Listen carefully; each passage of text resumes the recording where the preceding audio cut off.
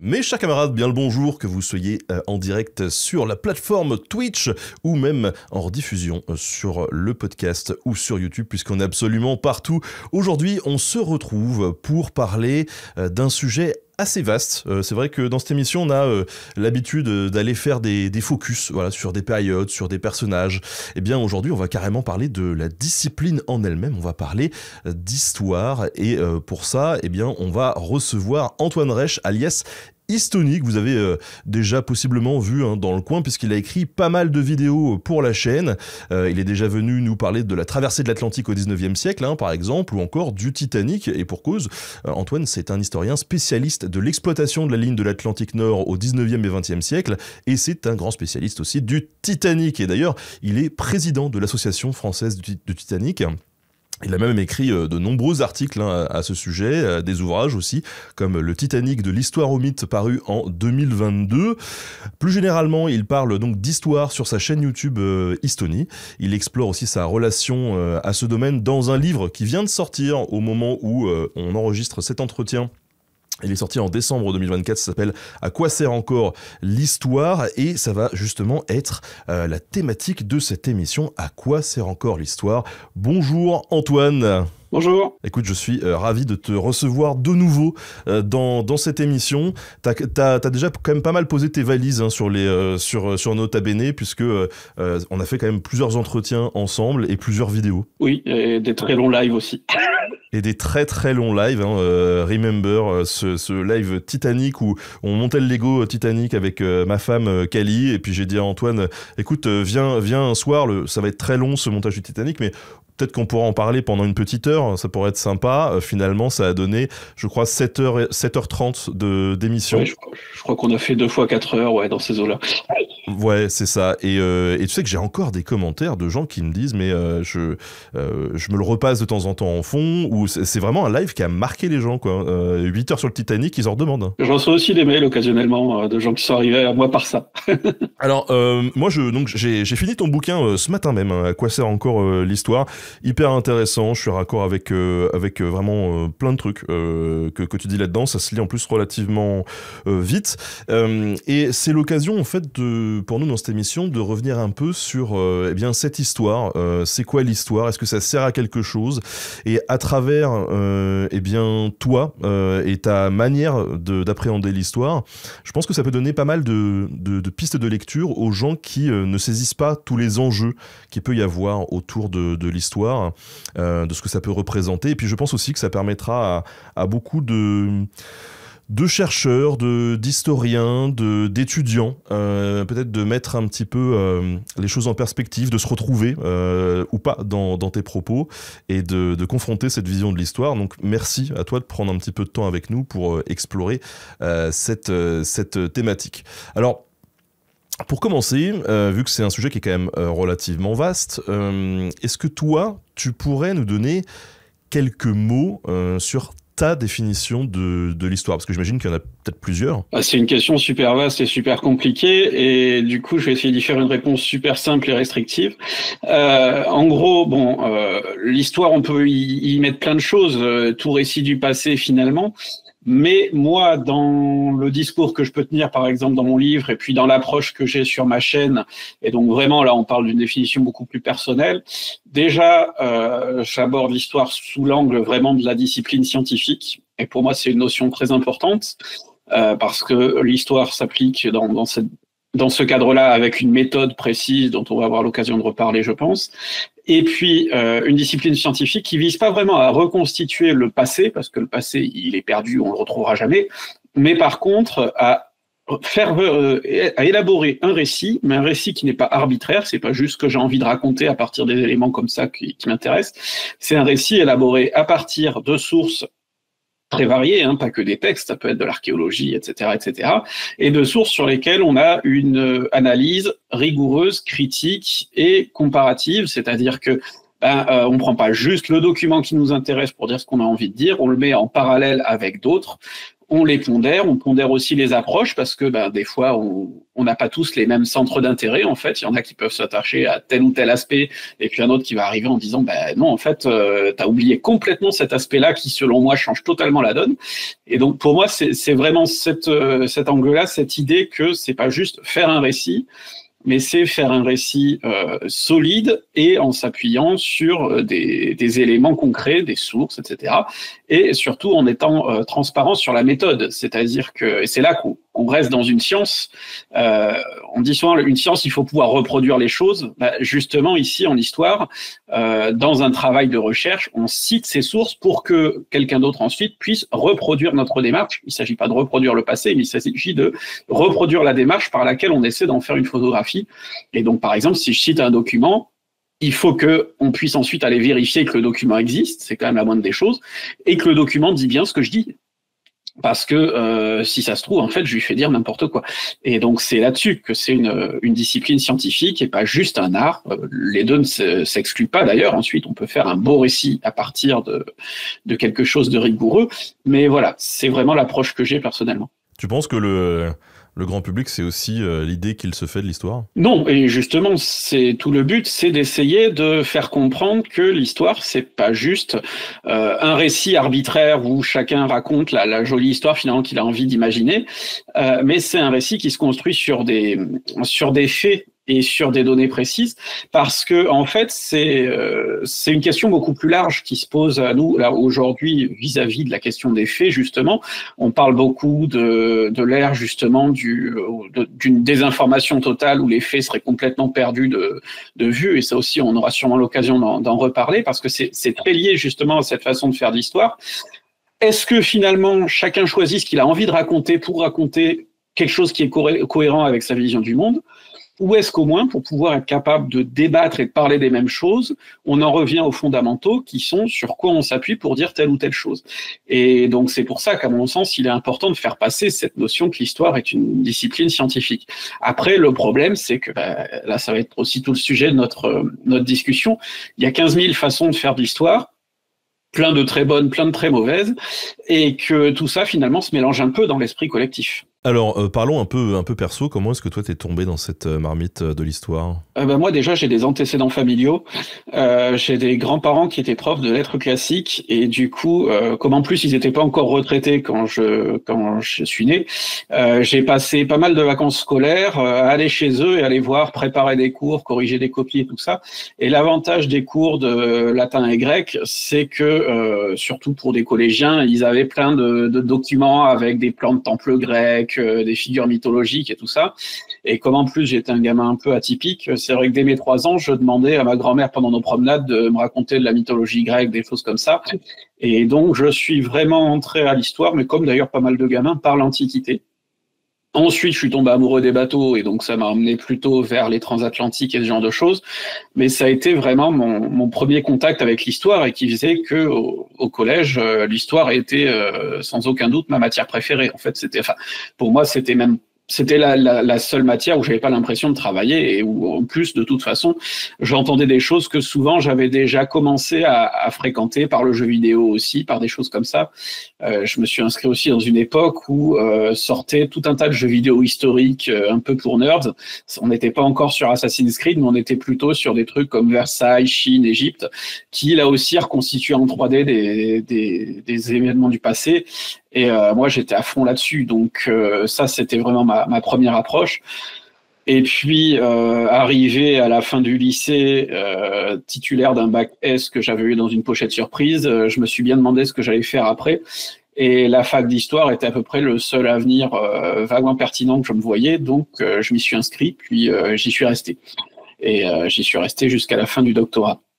Donc, ce qui m'a donné cette double approche, on va dire, à la fois de passionné, puis ensuite de formation plus scientifique et construite.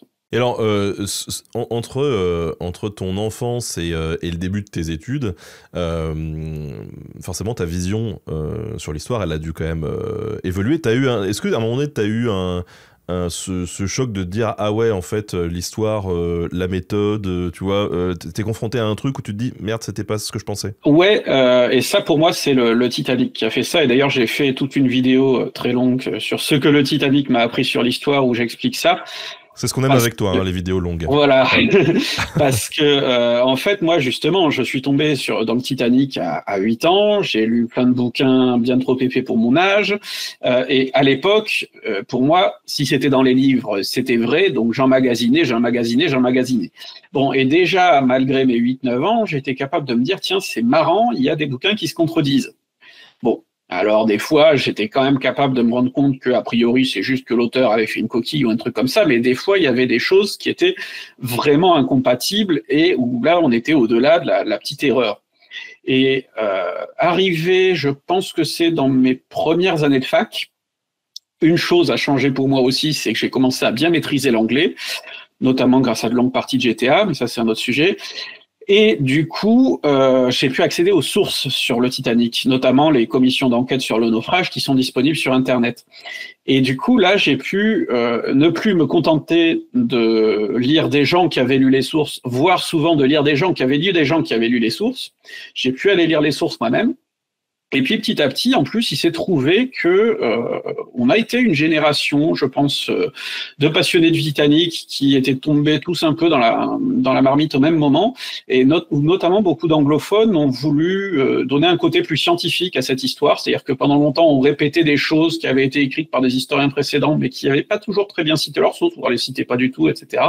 Et là, il y a beaucoup de gens qui ont commencé à se poser la même question que moi, c'est-à-dire d'où ça vient précisément, comment on sait ça, etc.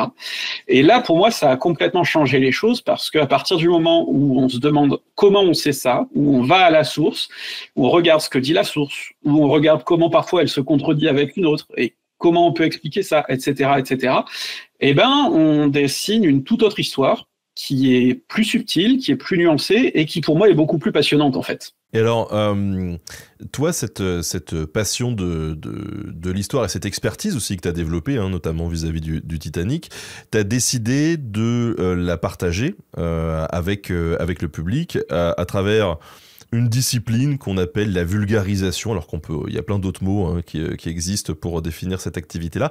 Comment est-ce que toi tu définis la vulgarisation et pourquoi tu as décidé de te lancer là-dedans ? Déjà, aujourd'hui, là ça fait presque 10 ans maintenant que ma chaîne existe, et au terme de ces 10 ans, je pense que parler de vulgarisation au singulier déjà est très bancal. Parce que, tu vois, on a travaillé ensemble par exemple sur des scripts, et très clairement, on fait un métier différent dans le sens où quand je travaille sur une de mes vidéos et quand je travaille sur un script pour toi, c'est pas du tout le même enjeu. On s'adresse pas au même public et on lui parle pas de la même façon. Et par exemple, le cas qui pour moi est le plus emblématique, c'est la vidéo qu'on a faite ensemble sur Robespierre, où là, on a essayé du coup un défi sur lequel je me suis pas mal arraché les cheveux, même si ça se voit pas trop, qui est résumer Robespierre en 25 secondes, en 25 minutes, 25 secondes. Ouais, parce que 25 secondes, c'est impossible. Mais 25 minutes, c'est déjà très dur. Alors que moi, sur ma chaîne, en général, je vais plutôt le faire en plusieurs vidéos où je vais parler de plein d'autres trucs, plein d'autres points de contexte et tout ça. Enfin, j'ai fait une série sur la Révolution, il y en a 10 vidéos, plus de 7 heures, etc. Et encore, j'ai pas tout dit de ce que je pourrais dire sur Robespierre et je me tâte un peu pour me dire, tiens, peut-être que j'en ferai 1 heure dans quelques temps. Bon, mais c'est pas du tout le même travail, du coup. Et les deux sont complémentaires. C'est-à-dire que s'il y avait que des chaînes comme la mienne, on parlerait qu'à un public très restreint qui aime aller profondément dans les choses, mais qui souvent quand même est un public déjà acquis, ou alors dans certains cas arrivé un peu plus par hasard. Mais globalement, je suis lucide sur le fait que mon public, c'est quand même beaucoup des historiens, des étudiants, des passionnés, etc. Donc pour attraper un public plus large, il faut une vulgarisation plus large, et c'est là que des chaînes comme la tienne entrent en scène.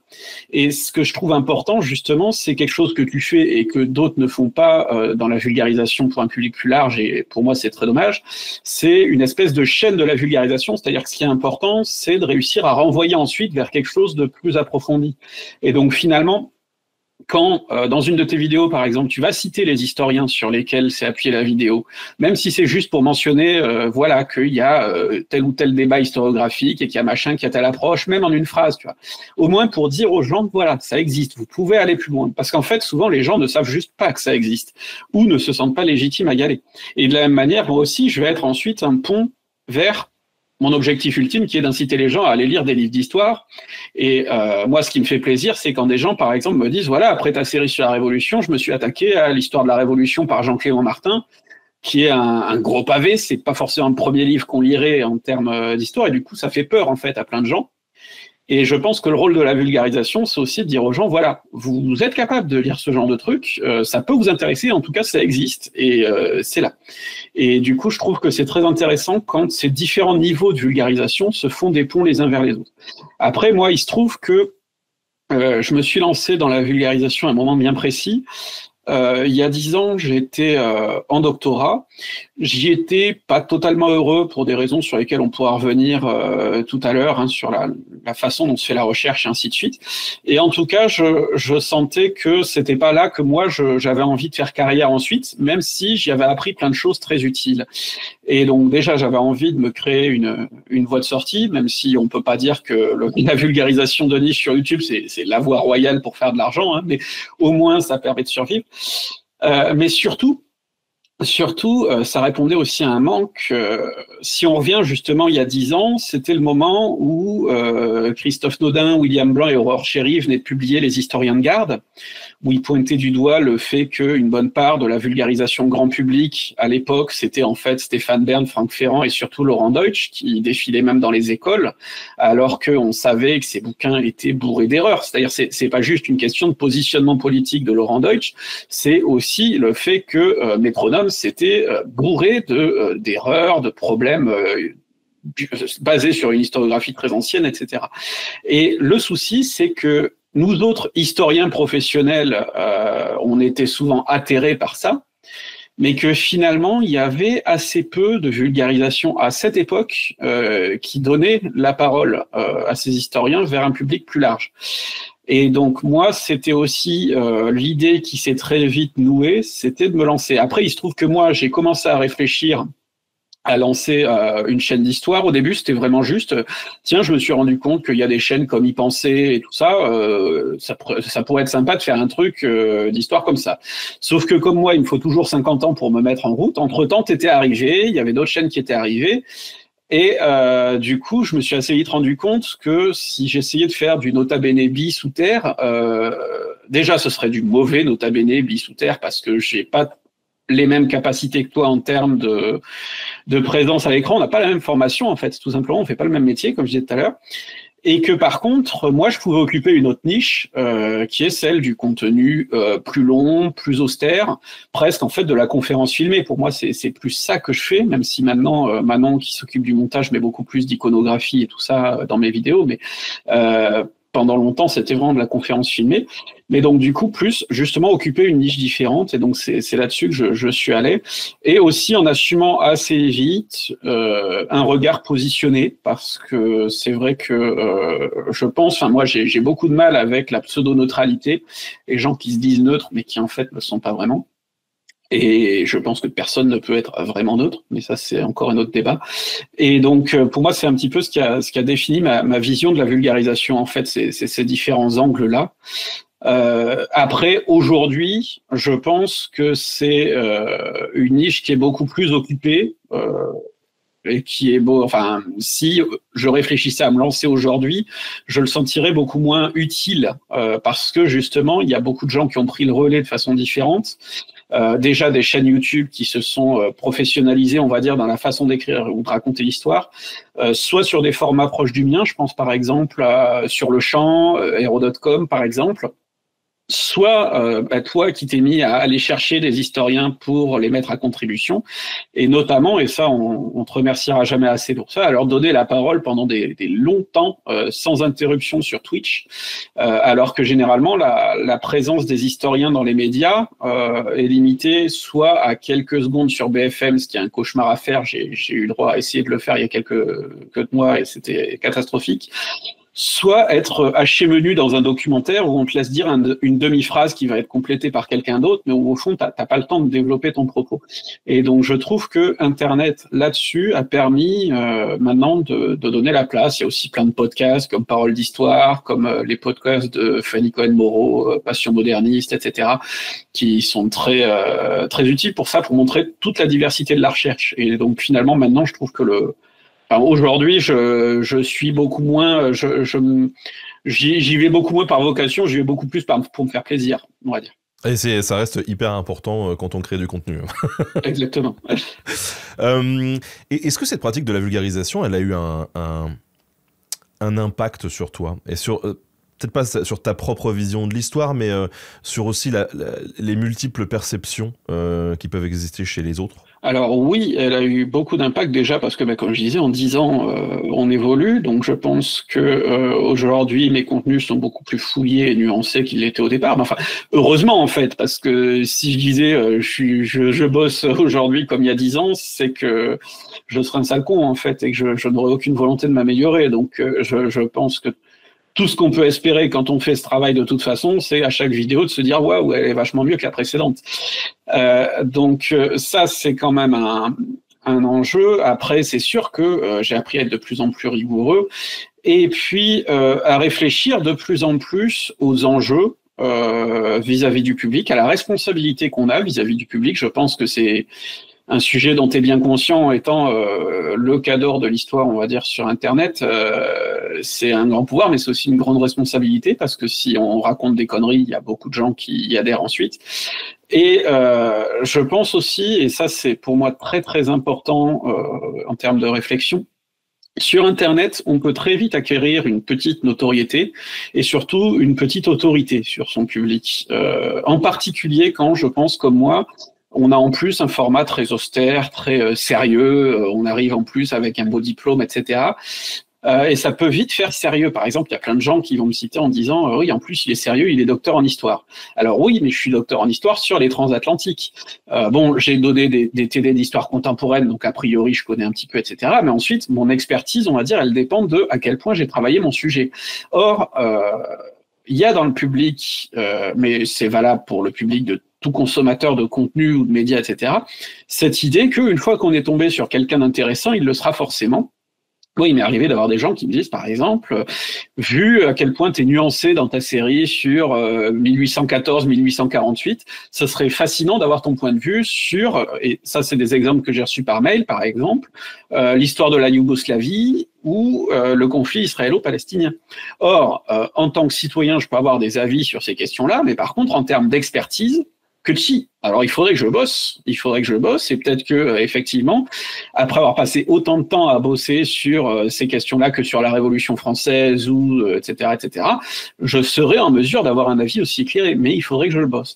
Et le problème, c'est quand on devient comme ça une figure d'intérêt sur Internet, on peut être tenté, notamment sur les réseaux sociaux, de se dire que notre avis est quand même vachement légitime, et puis en plus on a des gens qui nous flattent finalement quand on le donne, et donc être tenté de devenir un peu tautologue. Et alors c'est pire encore quand on passe à la télé, et c'est aussi pour ça qu'on voit plein de gens dériver et devenir des experts d'un peu tout, alors qu'au départ ils étaient spécialistes d'un sujet pertinent sur ce sujet, puis ils se mettent à parler de tout et rien, parce qu'à la télé on aime bien les gens qui sont couteaux suisses en fait, qui peuvent parler de n'importe quoi, n'importe comment. Un Christophe Barbier ou un Raphaël Enthoven par exemple en sont des très bons exemples. Le problème, c'est que on finit par s'imaginer très légitime à parler de n'importe quoi sans avoir bossé son sujet avant. Et ça, pour moi, c'est un écueil très très très important à éviter. Et je pense que plus j'avance dans mon parcours, plus je fais gaffe justement. Et c'est pour ça que par exemple, j'ai pas envie de faire de live trop souvent. Ou de choses comme ça, parce que par exemple, quand je fais un live par an ou pendant 2 heures, je parle un peu plus sans filet. Je dis sûrement quelques trucs intéressants, mais déjà c'est beaucoup moins solide que ce que je fais en ayant bossé avant. Et surtout, si je faisais ça par exemple toutes les semaines, eh bien, je me mettrais à devenir un tautologue qui a un avis sur tout, mais finalement une expertise sur pas grand-chose. Et à mon sens, des gens comme ça, on en a beaucoup trop. Et se croire plus compétent qu'eux et donc se dire moi si je le fais ça sera mieux, c'est à mon avis se tromper très très sévèrement. Donc voilà, ça pour moi c'est la principale leçon que ça m'a apporté, donc une forme de prudence. Ouais, mais c'est clair, mais tu sais, moi, je compte plus le nombre de mails que je reçois me demandant de faire des conférences sur tel ou tel sujet historique. Et ma réponse à chaque fois, c'est de leur dire, écoutez, moi, je suis pas à l'aise parce que je suis pas du tout spécialiste du truc, ça demanderait beaucoup trop de préparation, donc beaucoup trop de pognon pour vous, en fait. Donc, c'est pas dans votre intérêt non plus. Et c'est vrai que c'est compliqué d'arriver à faire comprendre que t'as un champ d'expertise limité et que c'est pas si facile que ça, tu vois, d'aller sur un terrain que tu connais pas, quoi. Il y a une vraie éducation, je pense, à faire là-dessus, mais pas que du public, en fait, des médias, enfin de l'ensemble de la société, quoi. Et c'est pour ça que c'est intéressant que tu sois avec nous aujourd'hui pour qu'on parle de ces enjeux de l'histoire et de ces manières de transmettre aussi cette histoire. Et justement, il y a quelques minutes, tu as évoqué le fait que tu assumais, toi, le fait d'être engagé politiquement, ou en tout cas tu annonces la couleur, d'ailleurs souvent au début des vidéos, parce que tu trouves que c'est important. Voilà. Alors pourquoi est-ce que tu décides d'afficher cette couleur et quel impact ça peut avoir sur ton rapport à l'histoire? Déjà, pour moi, ça serait hypocrite de ne pas le faire. Surtout quand on parle de... Moi, il se trouve que je parle en plus beaucoup de l'histoire politique et de l'histoire politique française. Peut-être que si je parlais uniquement d'Antiquité romaine, je pourrais me prévaloir d'une certaine neutralité distante, même si en réalité les récupérations de l'Antiquité sont tout aussi fortes. Mais là, par exemple, quand je parle de la Révolution française, quand je parle du Second Empire ou ce genre de choses, oui, forcément, mes idées politiques, mon regard va être situé. Ça ne veut pas dire pour autant que je serai complètement biaisé, parce qu'on peut penser contre soi. Typiquement, quand j'ai traité de la Révolution, je pouvais y arriver en me disant « Tiens, je vais faire une vraie grande défense de Robespierre, etc. » Mais ça n'aurait pas été intéressant pour moi, finalement, intellectuellement, de me lancer bille en tête en sachant ce que je vais raconter, ensuite d'aller lire des livres et de dire « Voilà, je prends ce qui va dans mon sens et puis j'en fais. » Non, moi, au contraire, je trouve ça intéressant de penser contre soi et d'arriver à la conclusion que « Ah tiens, mais en fait… » Robespierre, bon, déjà, c'est plus un révolutionnaire comme un autre, comme le montre très bien Jean-Clément Martin. Il n'est pas forcément si exceptionnel que ça, ni dans les pouvoirs qu'il a, ni dans les idées qu'il exprime. Et puis en plus, il tombe pas forcément tant par sa droite que par sa gauche, donc ça complique beaucoup les choses, parce que c'est malgré tout sa droite qui s'en sort, etc., etc. Donc bon, tout un tas de choses comme ça qui font qu'à la fin, de toute façon, je me retrouve pas à faire, même si j'en rigole parfois, je ne suis pas un propagandiste gauchiste. Mais par contre, j'ai des idées de gauche qui sont claires et je préfère que le public le sache. Et puis ensuite, soit libre de se dire, voilà, moi, je partage pas les conclusions, par exemple, je partage pas les analyses, mais effectivement, je considère que le propos sur ce qui est factuel est solide, etc. Mais pour moi, ça serait beaucoup plus traître finalement de faire passer mes idées, peut-être même inconsciemment, en me disant, mais en fait, je suis neutre, j'ai pas de problème avec tout ça, et que le public se sente du coup trahi en se disant, mais dites donc, en fait, vous seriez pas un petit peu orienté. Bon, d'autant que, en plus, il se trouve que c'est des commentaires que j'ai quand même, ça m'est quand même arrivé d'avoir des commentaires de gens me disant, dites donc, vous seriez pas un peu gauchiste, en fait. Alors oui, effectivement, mais c'est écrit c'est écrit partout. Et donc, c'est pas grave en soi d'être orienté. Ce qui importe, encore une fois, c'est ce que je disais au début, c'est de montrer comment on a préparé les choses. Sur quoi on se base pour raconter. Et moi, clairement, je ne me base pas juste sur des historiens de gauche. Là, par exemple, je bosse sur le Second Empire. Si je me basais que sur des historiens de gauche, j'aurais pas grand-chose. Parce que le Second Empire, en général, ils sont plutôt bien à droite, ceux qui font référence. Donc voilà, mais... Bon, ça n'empêche pas ensuite d'avoir un regard qui reste forcément situé. Puis d'autre part, la neutralité, c'est aussi, en fait, c'est aussi une illusion dans le sens où notre parcours définit aussi les sujets qu'on va être capable de traiter. C'est-à-dire que moi, par exemple, très clairement, par ma formation, par mes intérêts, etc., j'ai un regard très franco-français. Je connais très peu les histoires des autres pays, etc. Et peut-être qu'un jour, je m'intéresserai à tel ou tel pays et que je me dirai, tiens, cool, j'ai envie de faire quelque chose sur la guerre civile chinoise ou que sais-je. Et Pourquoi pas? Mais encore une fois, ça demanderait beaucoup de travail. Et à l'heure actuelle, moi, il se trouve que ce que je connais, c'est plutôt 19e, 20e siècle en France. Donc déjà, ça ferme l'étendue de ce que je peux aborder. Et ça ferme aussi, ça peut créer des angles morts, parce que les gens pourraient me dire, tiens, là c'est marrant, parce que tu parles de tel truc, mais tu as complètement laissé de côté tel aspect. Et puis moi, je me dirais, merde, c'est vrai, mais en fait, je connaissais pas du tout. Donc, je pense que c'est important de partir d'où on parle. C'est comme ça qu'en fait, par exemple, pendant longtemps, l'histoire des femmes n'a pas vraiment été faite parce que plein de gens ne s'y intéressaient pas. Et puis, bizarrement, quand il a commencé à y avoir des femmes universitaires, il y en a plein qui se sont dit, tiens, si on faisait l'histoire de ça, et les hommes s'y étaient pas intéressés jusque-là, ou beaucoup plus marginalement. Et du coup, c'est un champ qui a commencé à prospérer. Et aujourd'hui, on voit la même chose sur tout un tas d'autres sujets. Et c'est pas pour autant que c'est orienté politiquement, parce que c'était pas moins orienté politiquement de dire on va faire que l'histoire des mecs, et avant ça de dire on va faire que l'histoire des hommes de pouvoir, et ainsi de suite. Chaque fois qu'on apporte un nouvel angle, oui, on n'est pas neutre, mais en fait, l'angle précédent ne l'était pas non plus. Donc voilà. Il y a un commentaire qui dit que ça fait quelques années maintenant que les historiens commencent à intégrer le d'où ils parlent. C'est une démarche qui est plutôt saine, mais qui est pas forcément comprise par le grand public parfois. Moi, je le sais aussi, parce que j'ai la réputation aussi chez un certain auditoire de faire de la propagande de gauche. Et comme je le dis, moi j'ai pas la sensation d'être un militant politique dans mes émissions. En revanche, la ligne édito même de Nota Bene, qui est une ouverture sur le monde, qui est justement, on essaye de faire de l'histoire pas uniquement franco-française sur tous les sujets, rien que ça déjà c'est un engagement politique finalement en fait, de fait, même si c'est inconscient à la base au début de l'émission. Forcément ça manifeste quelque chose, quoi. Voilà. Oui, et puis surtout, et moi c'est pour ça qu'il est très important de revenir à ce point-là, c'est comment ça a été élaboré, comment on a bossé pour le faire, parce que c'est là qu'on voit s'il y a biais ou pas. Par exemple, il y a quelques années, j'ai fait une vidéo pour démonter un mythe qui revient chaque année, c'est Pétain doit le pouvoir au Front populaire et à la gauche. Bon. Et pour le faire, je me suis appuyé sur un bouquin d'Olivier Vivorca, notamment, mais ce bouquin-là est particulièrement pointu parce que c'est un bouquin qui analyse très spécifiquement les votes, le contenu des votes, le parcours politique des élus avant Vichy, après Vichy, etc., etc. Enfin, c'est vraiment une somme scientifiquement irréprochable.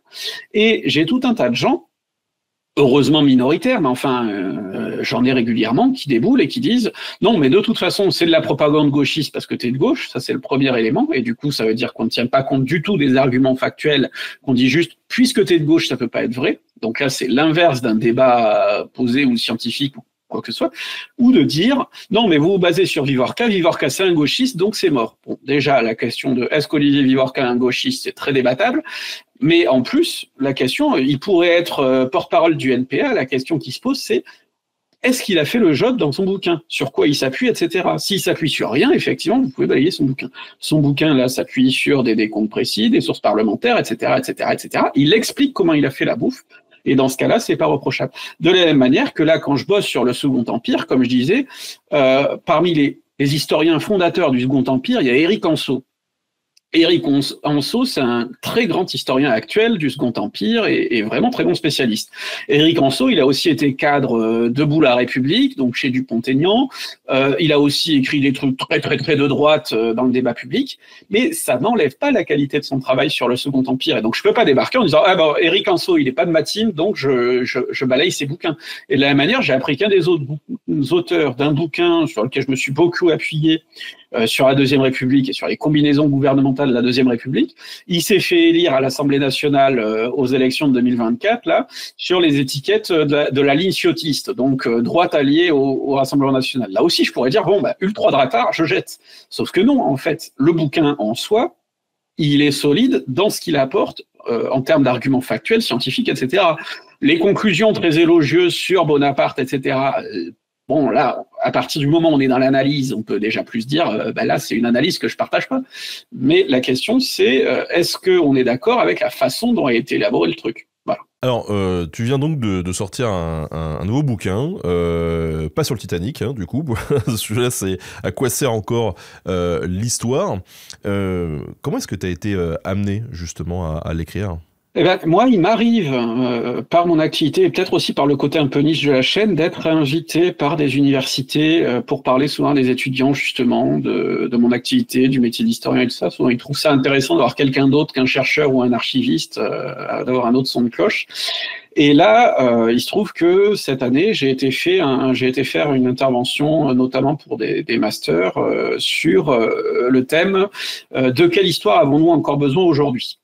Et en fait, en préparant cette intervention, eh ben, je me suis rendu compte que déjà, ça partait d'un présupposé qui était peut-être un peu vite dit, qu'on a besoin d'histoire aujourd'hui. Et en fait, très vite, comme je suis un petit taquin, j'ai détourné la question, et plutôt que de répondre à la question de quelle histoire avons-nous besoin, je me suis dit, mais est-ce qu'on a vraiment besoin d'histoire? Et pourquoi? Voilà. Et donc, c'est autour de ça que j'ai commencé à faire. Et puis, évidemment, comme toujours, j'ai été très frustré parce que on m'a donné 1h30 pour parler et j'aurais pu parler 10. Et il se trouve que, à peu près au même moment, j'avais bossé avec quelques temps plus tôt, j'avais bossé avec un éditeur qui m'avait sollicité pour toute autre chose. Il sortait une pièce de théâtre qui s'appelait Monsieur Henri, qui est extraordinaire d'ailleurs, qui est très librement inspirée des travaux d'Henri Guillemin, donc historien, on va dire, de gauche catholique, mort au début des années 90, mais malgré tout premier youtubeur histoire en France, puisque il a connu une espèce de revival au début des années 2010 sur YouTube, et notamment par le biais de la radio-télévision suisse. Et en fait, il avait un format très proche du mien, Guillemin, aux origines. Mais le problème, c'est que Guillemin, justement, quand on se penche sur comment il travaillait, souvent c'est très limite en fait. Il y a des citations inventées ou très déformées. Il y a des trucs très clairement il a pioché, on ne sait pas où, voire parfois, ouais, non, certainement qu'il a inventé. Enfin, il y a beaucoup de choses qui sont limites chez Guillemin. Et donc j'avais fait une vidéo très critique sur lui. Puis comme j'aime bien prendre des coups. J'en ai refait une autre parce que la première m'avait attiré pas mal d'attaques bizarres, notamment tout un tas d'attaques antisémites, ce qui était assez curieux, d'autant que je suis pas juif, donc c'est d'autant plus curieux. Mais en fait, parce que je me suis rendu compte que Guillemin, catholique de gauche, était récupéré par l'extrême droite soralienne, ce qui n'est pas totalement illogique puisque lui-même avait été pioché chez des écrivains d'extrême droite des années 30. Donc finalement, il y avait une espèce de convergence bizarre que j'avais essayé de creuser, de critiquer. Et cette maison d'édition donc qui éditait cette pièce inspirée des travaux de Guillemin avait envie d'avoir un retour, une postface un peu plus scientifique sur la question, qui permettait de réfléchir justement à comment on écrit l'histoire et pourquoi du coup il faut quand même prendre Guillemin avec des pincettes. Et au départ, il voulait juste reprendre mon article, comme mes articles sont dans le domaine public, mais finalement, je leur ai proposé de leur faire quelque chose sur mesure et ça leur a bien plu. Et donc, quand ils m'ont proposé de réécrire quelque chose, je me suis dit que cette conférence, je pouvais l'élargir et l'adapter. Et c'est en plus arrivé à un bon moment, puisque cette réflexion sur les usages de l'histoire, j'ai fini de l'écrire. On était à la fin de la campagne des européennes, qui a été, on va dire, d'un niveau assez déplorable à tout point de vue, dans les arguments mobilisés, dans la hauteur de réflexion, etc. Et juste au moment où je venais de remettre le manuscrit, on a eu toute cette séquence de la dissolution, de la formation du nouveau Front populaire. Et là, une séquence très intéressante justement sur les usages de l'histoire, on pourra en reparler, mais à la fois l'invocation du Front populaire et puis du coup une quête de récits historiques sur le Front populaire. On a eu plein d'historiens d'ailleurs spécialistes, notamment Jean Vigreux, qui sont beaucoup intervenus pour en parler, pour contextualiser les choses. Mais de l'autre côté aussi une invocation, notamment dans les médias, d'une mythologie du Front populaire, notamment on a dit regardez cette alliance entre Mélenchon et le PS, c'est l'alliance de la carpe et du lapin, jamais le Front populaire original n'aurait fait ça, Léon Blum revient. Bon, puis là, les historiens ont pu arriver en disant mais attendez, regardez ce que les communistes et les SFIO s'envoyaient dans la gueule dans les années 30, c'est autre chose que Mélenchon versus Faure, quoi. C'est le niveau au-dessus. Hein. Et donc là, ça m'a permis de faire en fait un épilogue au bouquin sur cet épisode-là précis, pour m'en servir comme étude de cas sur justement comment l'histoire est utilisée à l'heure actuelle dans la sphère publique, en bien et en mal. Alors, tu parlais de Guillemin, très célèbre hein, quand même, pour le coup. Il n'était pas historien, lui? Alors non, à la base, il est prof de littérature. Et il était venu à l'histoire du 19e par les auteurs du 19e, parce que, en fait, les auteurs du 19e sont souvent aussi des grands acteurs de cette histoire-là. C'est-à-dire que vous parliez de Lamartine, Hugo, George Sand, tous ces gens ont eu un engagement politique fort. Et donc Guillemin y est arrivé par là, mais ce qui du coup joue aussi sur sa vision de l'histoire, parce qu'il a une vision très limitée à ce genre de texte-là, assez littéraire. Pour lui, la correspondance, ce genre de choses, et les mémoires, etc., c'est vraiment sacré. Lui, typiquement, est dans une démarche où, une fois qu'il a une citation qui va dans le sens de ce qu'il veut dire, il la prend et c'est gravé dans le marbre. Or, nous autres historiens, souvent, on a quand même tendance à mettre ces textes-là déjà en critique, parce qu'on sait bien que c'est une mise en scène de soi, que ce soit la lettre ou les mémoires, ou etc., où on essaie de mettre quand même... on a des intentions quand on écrit ce genre de choses, et il faut les décrypter aussi. Mais aussi, on va mettre ça en parallèle avec d'autres sources qui permettent d'avoir d'autres sons de cloche. Ce qui était assez peu le cas de Guillemin, qui du coup, en fait, fait une espèce d'histoire des grands hommes, mais inversée. C'est-à-dire qu'au lieu d'avoir une histoire qui glorifie les grandes figures, lui, il les déboulonne, mais il reste focalisé sur ces grandes figures. Et bon, après, on pourrait faire 3 heures de live là-dessus, donc il faut vite passer.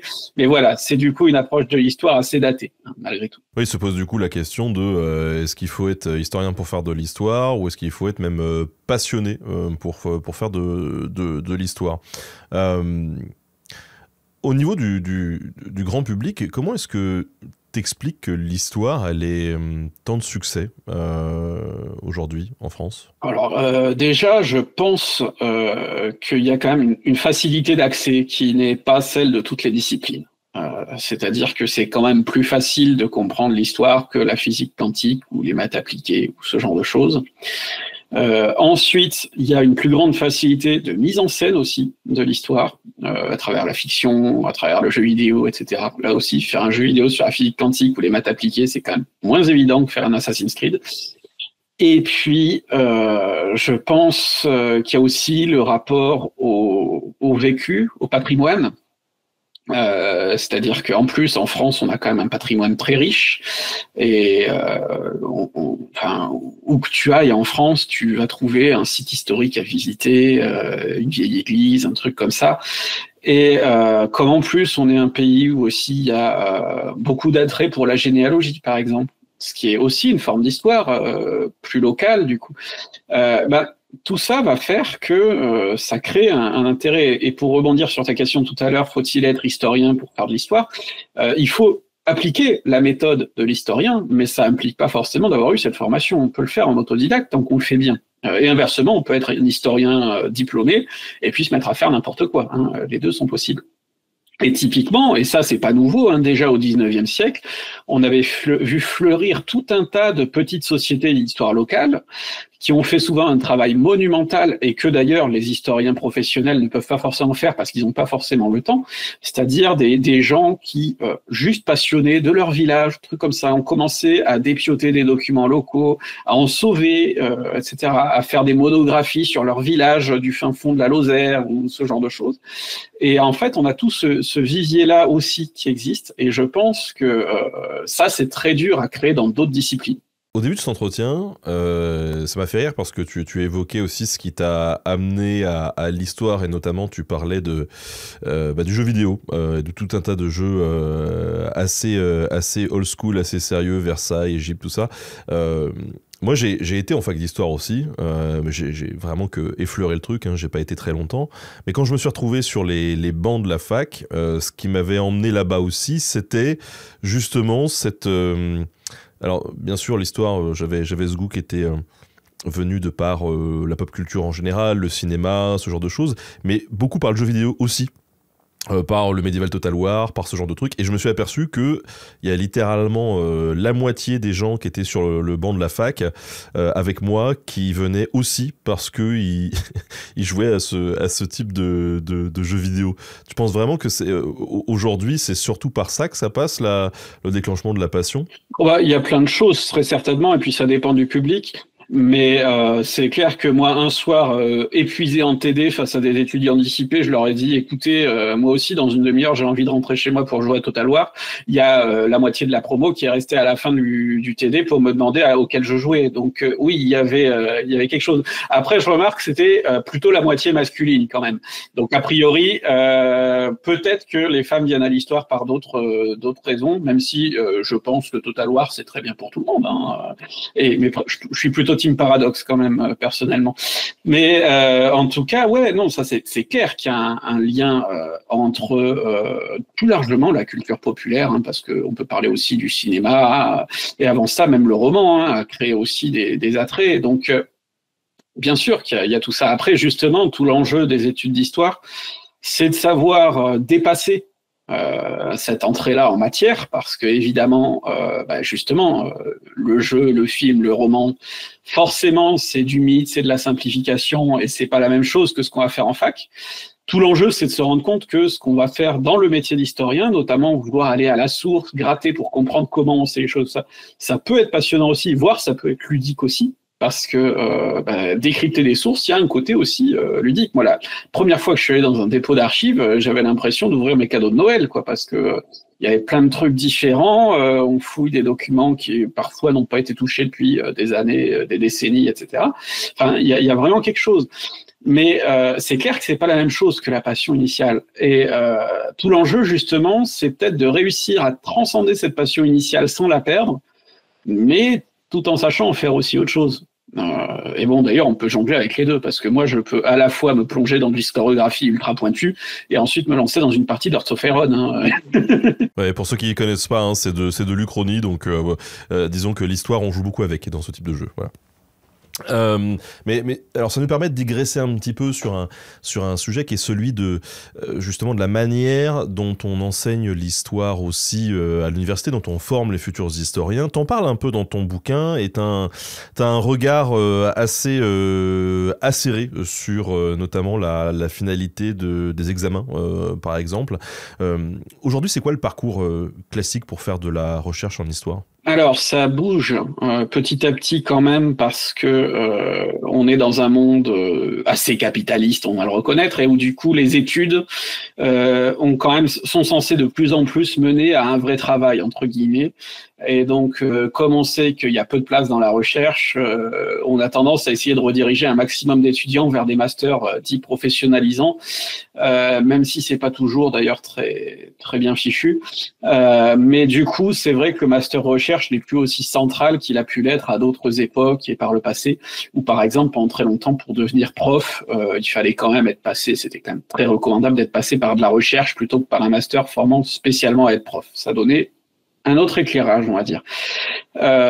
Et aujourd'hui, en tout cas, on fait 3 années du coup de licence, pendant lesquelles on a une approche assez vague, assez vaste, et en plus de plus en plus pluridisciplinaire, parce que souvent, comme ne serait-ce que ceux qui se destinent ensuite à devenir prof, il faut qu'ils aient aussi une connaissance en géographie, puisque en France, les deux sont liés, et que je crois qu'on est à 90% des profs d'histoire géo qui ont une formation d'historien.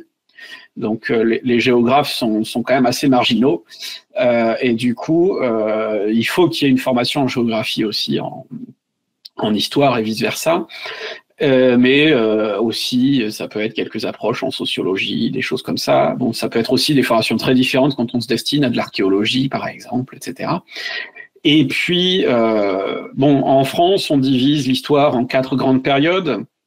Histoire ancienne, médiévale, moderne et contemporaine. Et donc, en général, les profs ont des postes répartis selon ces périodes, et donc on va avoir ensuite des cours répartis selon ces périodes. Et là, c'est vrai que les cours, on va dire, il n'y a pas de programme unifié, hein, selon la fac où vous allez avoir des cours sur des périodes différentes selon les préférences de l'équipe pédagogique et les préférences du prof. Dans certaines facs, on va plutôt faire du 20e, dans d'autres du 19e, par exemple, sur l'histoire contemporaine. Moi, dans ma licence, j'ai jamais touché à l'histoire de la Révolution, alors que là où je suis arrivé ensuite en enseignement, il y avait de l'histoire de la Révolution en licence. Enfin, ça peut être très variable. Puis pareil, on va avoir de plus en plus d'options et tout ça, mais enfin, en licence, on reste beaucoup sur le combo cours magistral et puis des TD, mais comme les TD sont souvent surchargés, soit ça tend vers le cours magistral, soit ça tend vers la succession d'exposés. C'est assez compliqué malgré tout de faire travailler tout le monde en individuel. Et puis arrive le master. Et où là, du coup, quand on décide de faire de la recherche, l'objectif de ces 2 années de master, c'est quand même de produire un mémoire de recherche, où là, il ne s'agit pas de faire simplement un exposé où on restitue des connaissances qu'on allait trouver dans des livres, il s'agit vraiment de produire un travail novateur à partir de sources.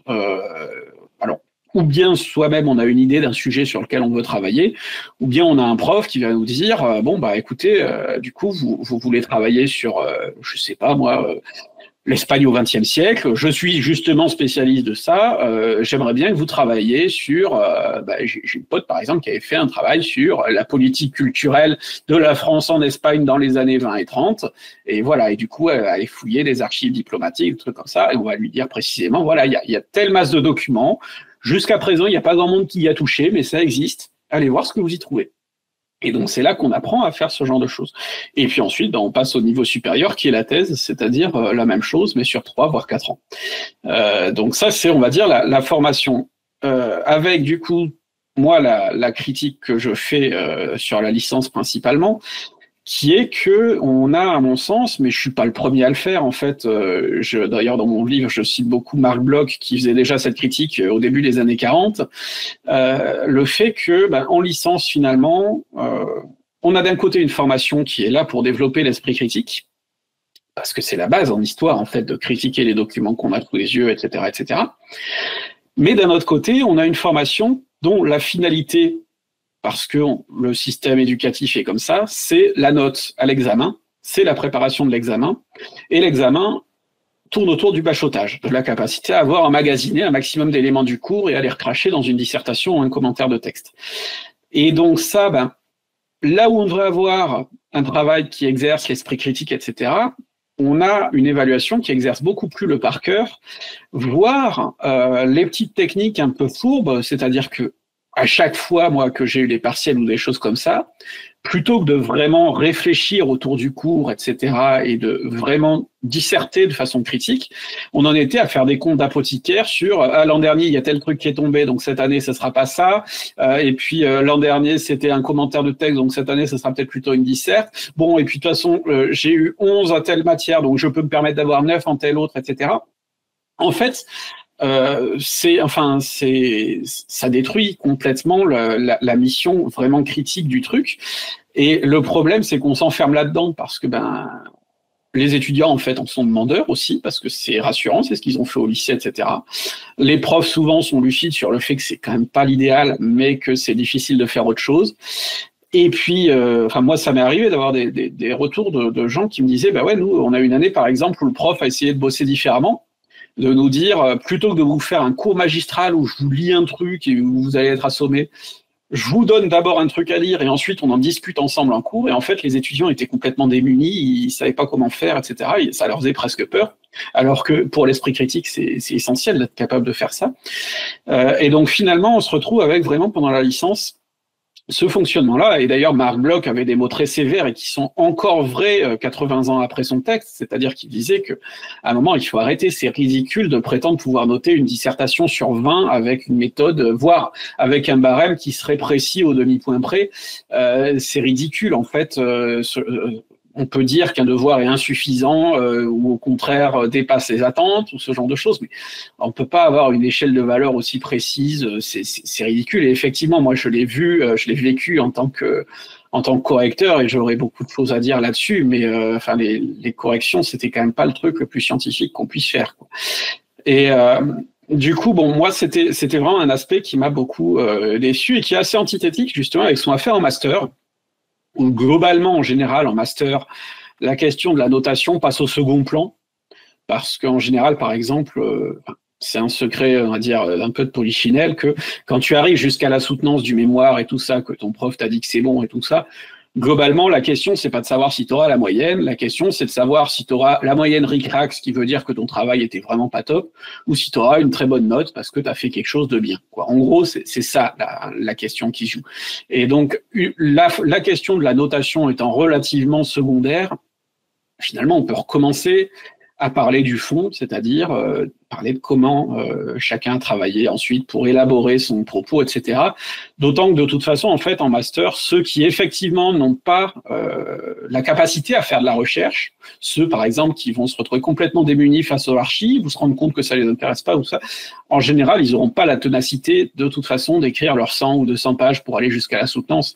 Et donc, on n'est pas du tout dans le même contexte que par exemple en licence, où en L1, on va se retrouver avec 200, 300 étudiants qui arrivent, certains qui n'ont pas du tout les bases, d'autres qui, au contraire, ont, par leur contexte familial, très loin au-dessus, et où, du coup, on va faire une évaluation un peu bébête pour savoir qui a les capacités pour continuer ou pas.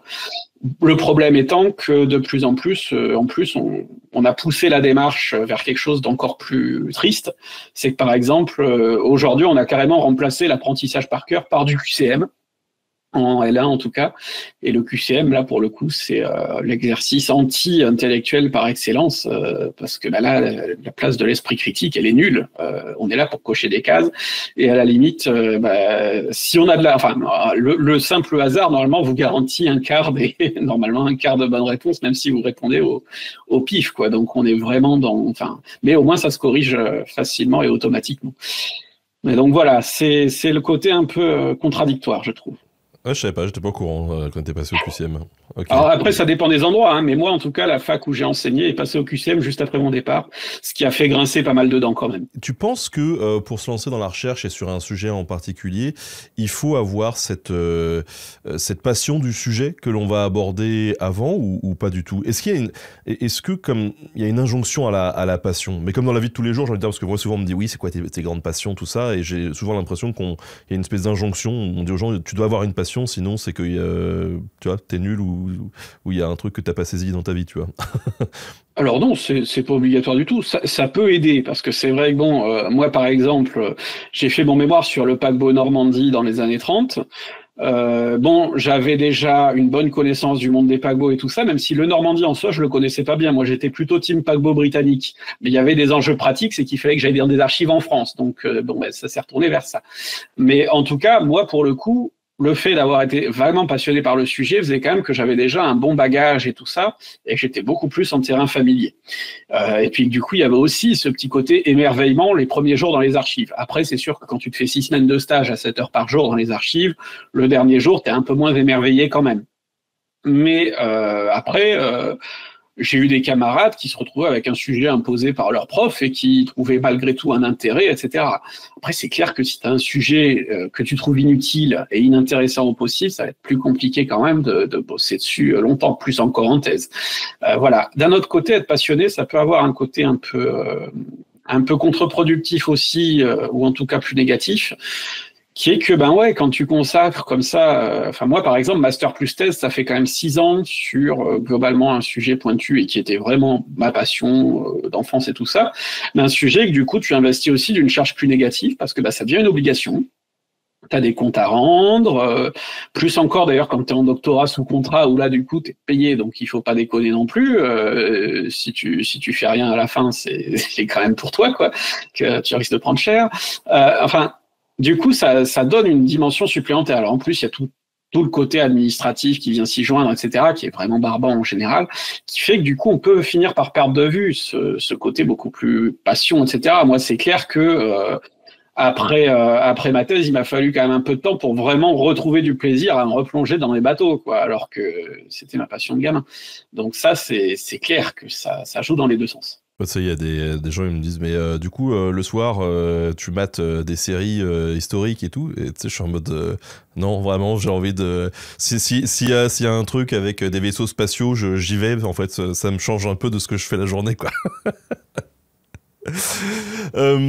Alors, peut-être qu'on peut revenir un peu sur cette question quand même d'à quoi sert encore l'histoire.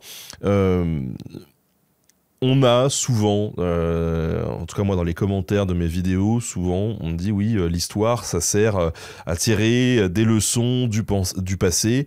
Qu'est-ce que toi tu penses de ça ? Ben, moi, quand j'étais petit, je me suis heurté à un problème, justement. J'ai dit tout à l'heure que l'histoire, c'était la matière qui me passionnait le plus. Et arrivé au collège, en fait, ben justement, je dis à un copain, moi, ma matière préférée, c'est l'histoire. Il me regarde avec des yeux, il me dit, mais en fait, l'histoire, moi, c'est au contraire la matière que je déteste. Alors déjà, bon, hérétique, etc. Mais il me dit, parce que c'est la seule qui sert à rien. Et il commence à me démontrer par A plus B, le français, ça permet d'apprendre à bien parler, les maths, à compter, à faire plein de trucs, la géographie, c'est ceci, la SVT, tu peux devenir médecin après, patati patata. Même l'art plastique, finalement, et la musique, ça avait de l'utilité, alors que bon, les profs se faisaient bolosser à longueur de cours. Et par contre, l'histoire, voilà. Et j'ai pas su quoi lui répondre. Alors, comme tout enfant un peu raisonnable, je suis allé voir ma mère. Je lui ai demandé et elle m'a dit bah, l'histoire, c'est ce qui permet de retenir les leçons du passé pour pas les reproduire. Et bon, bah, comme c'était une réponse de maman intelligente, je me suis dit bon, bah, c'est cool. Et puis, quelques années plus tard, je me suis retrouvé en seconde à avoir un prof d'histoire qui était exceptionnel. Vraiment un gars carré, très, très passionnant. Il se trouve que c'était des années où j'ai fait des manifs. Et ce prof, du coup, a profité d'un cours d'éducation civique pour nous demander pourquoi on était allé faire des manifs. Et moi, qui parlais pas souvent en cours en général, j'ai été sommé de m'expliquer. Et j'ai expliqué que j'avais manifesté contre la loi Fillon, notamment parce que ça voulait instaurer un socle commun qui allait finir par enlever la place de l'histoire en cours. Et ça m'embêtait un peu. Et il me demande, mais pourquoi tu trouves l'histoire aussi importante? Et je sors la réponse de ma maman. Et là, il me dit, mais tu y crois? Mais est-ce que tu y crois vraiment? Et je me suis dit, merde, là, c'est le tyrannie. Parce que si c'est ce puits de science-là qui me dit, t'es sûr? Il va falloir que je réfléchisse un peu à la question. Et bon, bah, j'ai mis ça en sourdine quelques temps quand même, parce que j'étais un ado, j'avais d'autres préoccupations, mais ça m'est revenu, et notamment ça m'est revenu en écrivant ce livre, mais ça c'était déjà un moment quand même que j'avais un avis sur la question, c'est qu'effectivement, en fait, les leçons de l'histoire, c'est un artifice bien pratique, c'est-à-dire qu'on va chercher dans le passé ce qui va justifier ce qu'on a envie de raconter, mais finalement, on va se fonder sur le fait qui nous arrange, pour expliquer ce qu'on veut dire. Alors, il y a une série de bouquins pour enfants, enfin ados, même que je lisais quand j'étais ado, Les désastreuses aventures des orphelins Baudelaire, qui sont bourrés de tout un tas de références. Et justement, l'auteur, à un moment, se lançait dans un des monologues dont il a le secret, où il disait, voilà, c'est très important de se souvenir des leçons de l'histoire. Si on vous a fait tel truc, il faut vous souvenir pour pas le refaire, etc. Et par exemple, la leçon de la Première Guerre mondiale, c'est que il faut pas assassiner l'archiduc François Ferdinand. Et en fait, je trouve ça génial parce que ça résume exactement le problème, qui est que, en fait, l'histoire ne peut pas se répéter de la même façon et que du coup, de toute façon, on a une conjonction d'événements qui sera forcément différente, avec des paramètres différents, et que ce qui était vrai à une époque ne le sera plus forcément après. Et donc, les leçons de l'histoire, c'est toujours compliqué. Et justement, sur cette question de l'archiduc François Ferdinand, on a vu ça avec les usages de l'histoire qui ont été faits en 2022 avec l'invasion de l'Ukraine. Parce que globalement, il y a eu deux parallèles historiques qui ont été faits, qui étaient faits en fait pour défendre deux positions opposées. D'un côté, il y avait ceux qui voulaient absolument prévenir l'escalade, qui voulaient dire attention, on va peut-être déboucher sur une troisième guerre mondiale, le mot est quand même souvent revenu, et qui du coup avait en tête 1914, l'enchaînement des alliances, le fait que justement on est arrivé à une guerre comme ça très vite, et donc attention, il ne faut pas mettre le doigt dans l'engrenage, sinon on va se laisser embarquer. Et puis de l'autre côté, il y avait ceux qui au contraire étaient pour qu'on aide l'Ukraine et pour qu'on s'oppose à Poutine dès maintenant, et qui eux invoquaient 1938 et l'épisode de la crise de Munich, où les Français et les Anglais se sont couchés devant Hitler et leur ont dit bon, les Tchécoslovaques, on va les laisser tomber, on veut pas de guerre. Et aujourd'hui, c'est quand même encore une référence très courante. Quand quelqu'un est suspecté d'être trop mou vis-à-vis de telle ou telle dictature, on va l'accuser d'être un munichois. Donc ça fait partie de nos références. Ce qui est intéressant d'ailleurs, c'est que le contexte de 38, il découle du souvenir de 14. Typiquement, on est dans justement la leçon de l'histoire. La dernière fois, on a agi, ça s'est embarqué en guerre mondiale.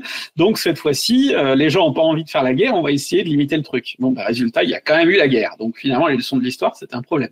Et bon, en fait, ce qu'on constate là, maintenant que ça fait quand même 2 ans que l'invasion de l'Ukraine a bien commencé, on constate qu'on n'est ni en 1938, ni en 1914. Ne serait-ce que parce qu'il y a des enjeux qui ont changé.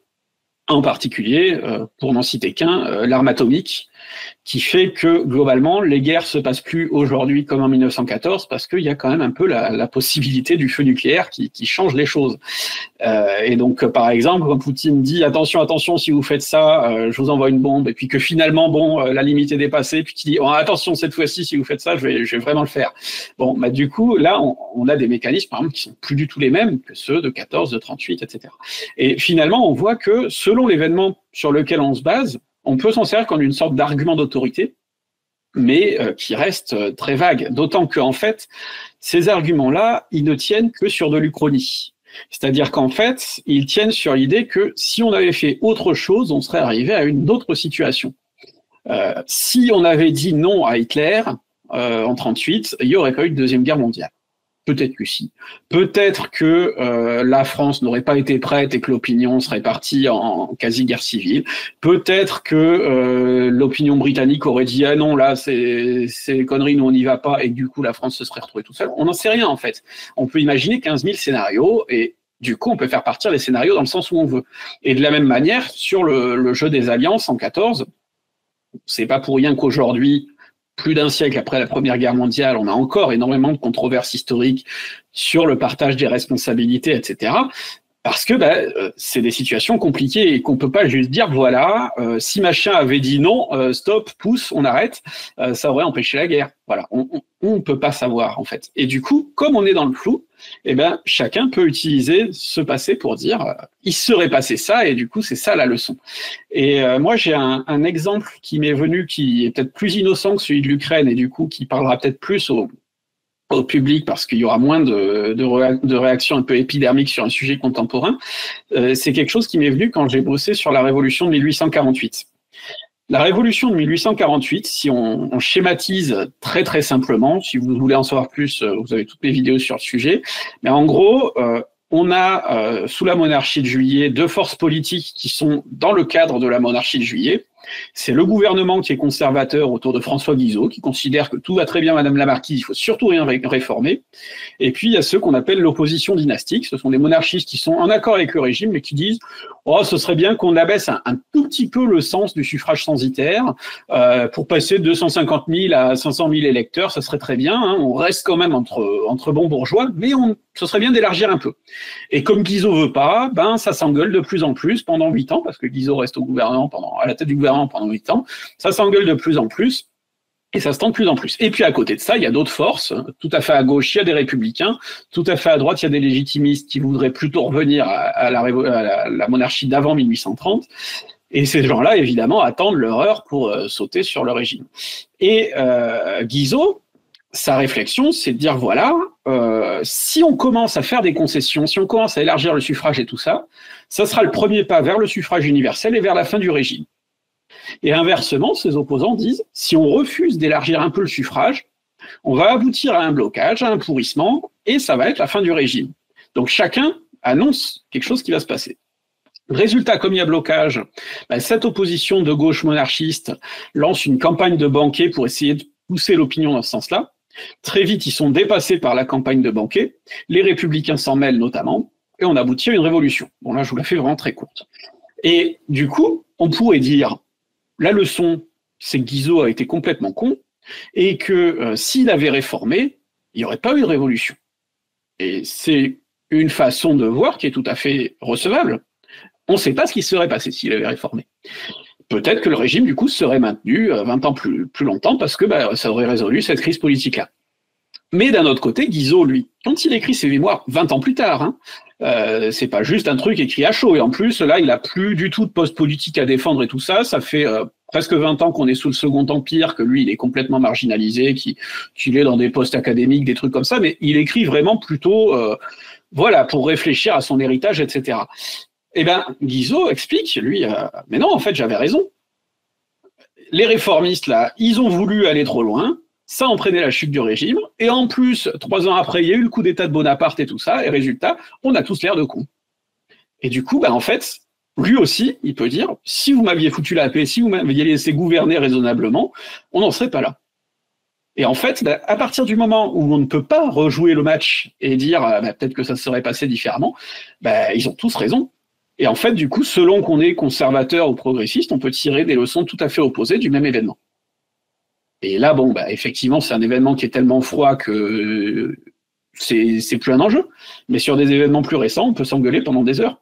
Et alors, cette idée de tirer des leçons, justement, de l'histoire, elle se retrouve pas mal dans un truc, c'est dans le roman national. Alors, le roman national, il y en a plusieurs, mais c'est quoi un roman national? Bon, alors déjà, roman, plus que roman national, on va parler même de roman historique dans un sens plus large. Alors, je parle pas du roman historique, le roman qu'on lit avec une intrigue, etc. Là, je parle vraiment d'un récit, qui est un récit qui généralement est pensé pour être fédérateur, avec des buts politiques sous-jacents, diffuser une vision politique, une vision du monde, etc. C'est un récit qui, finalement, ne se soucie pas de la rigueur historique, même si ça peut être un bonus, mais c'est pas le but principal. Le but, c'est vraiment de créer un récit qui crée une unité. Alors, ça peut être une unité nationale, du coup.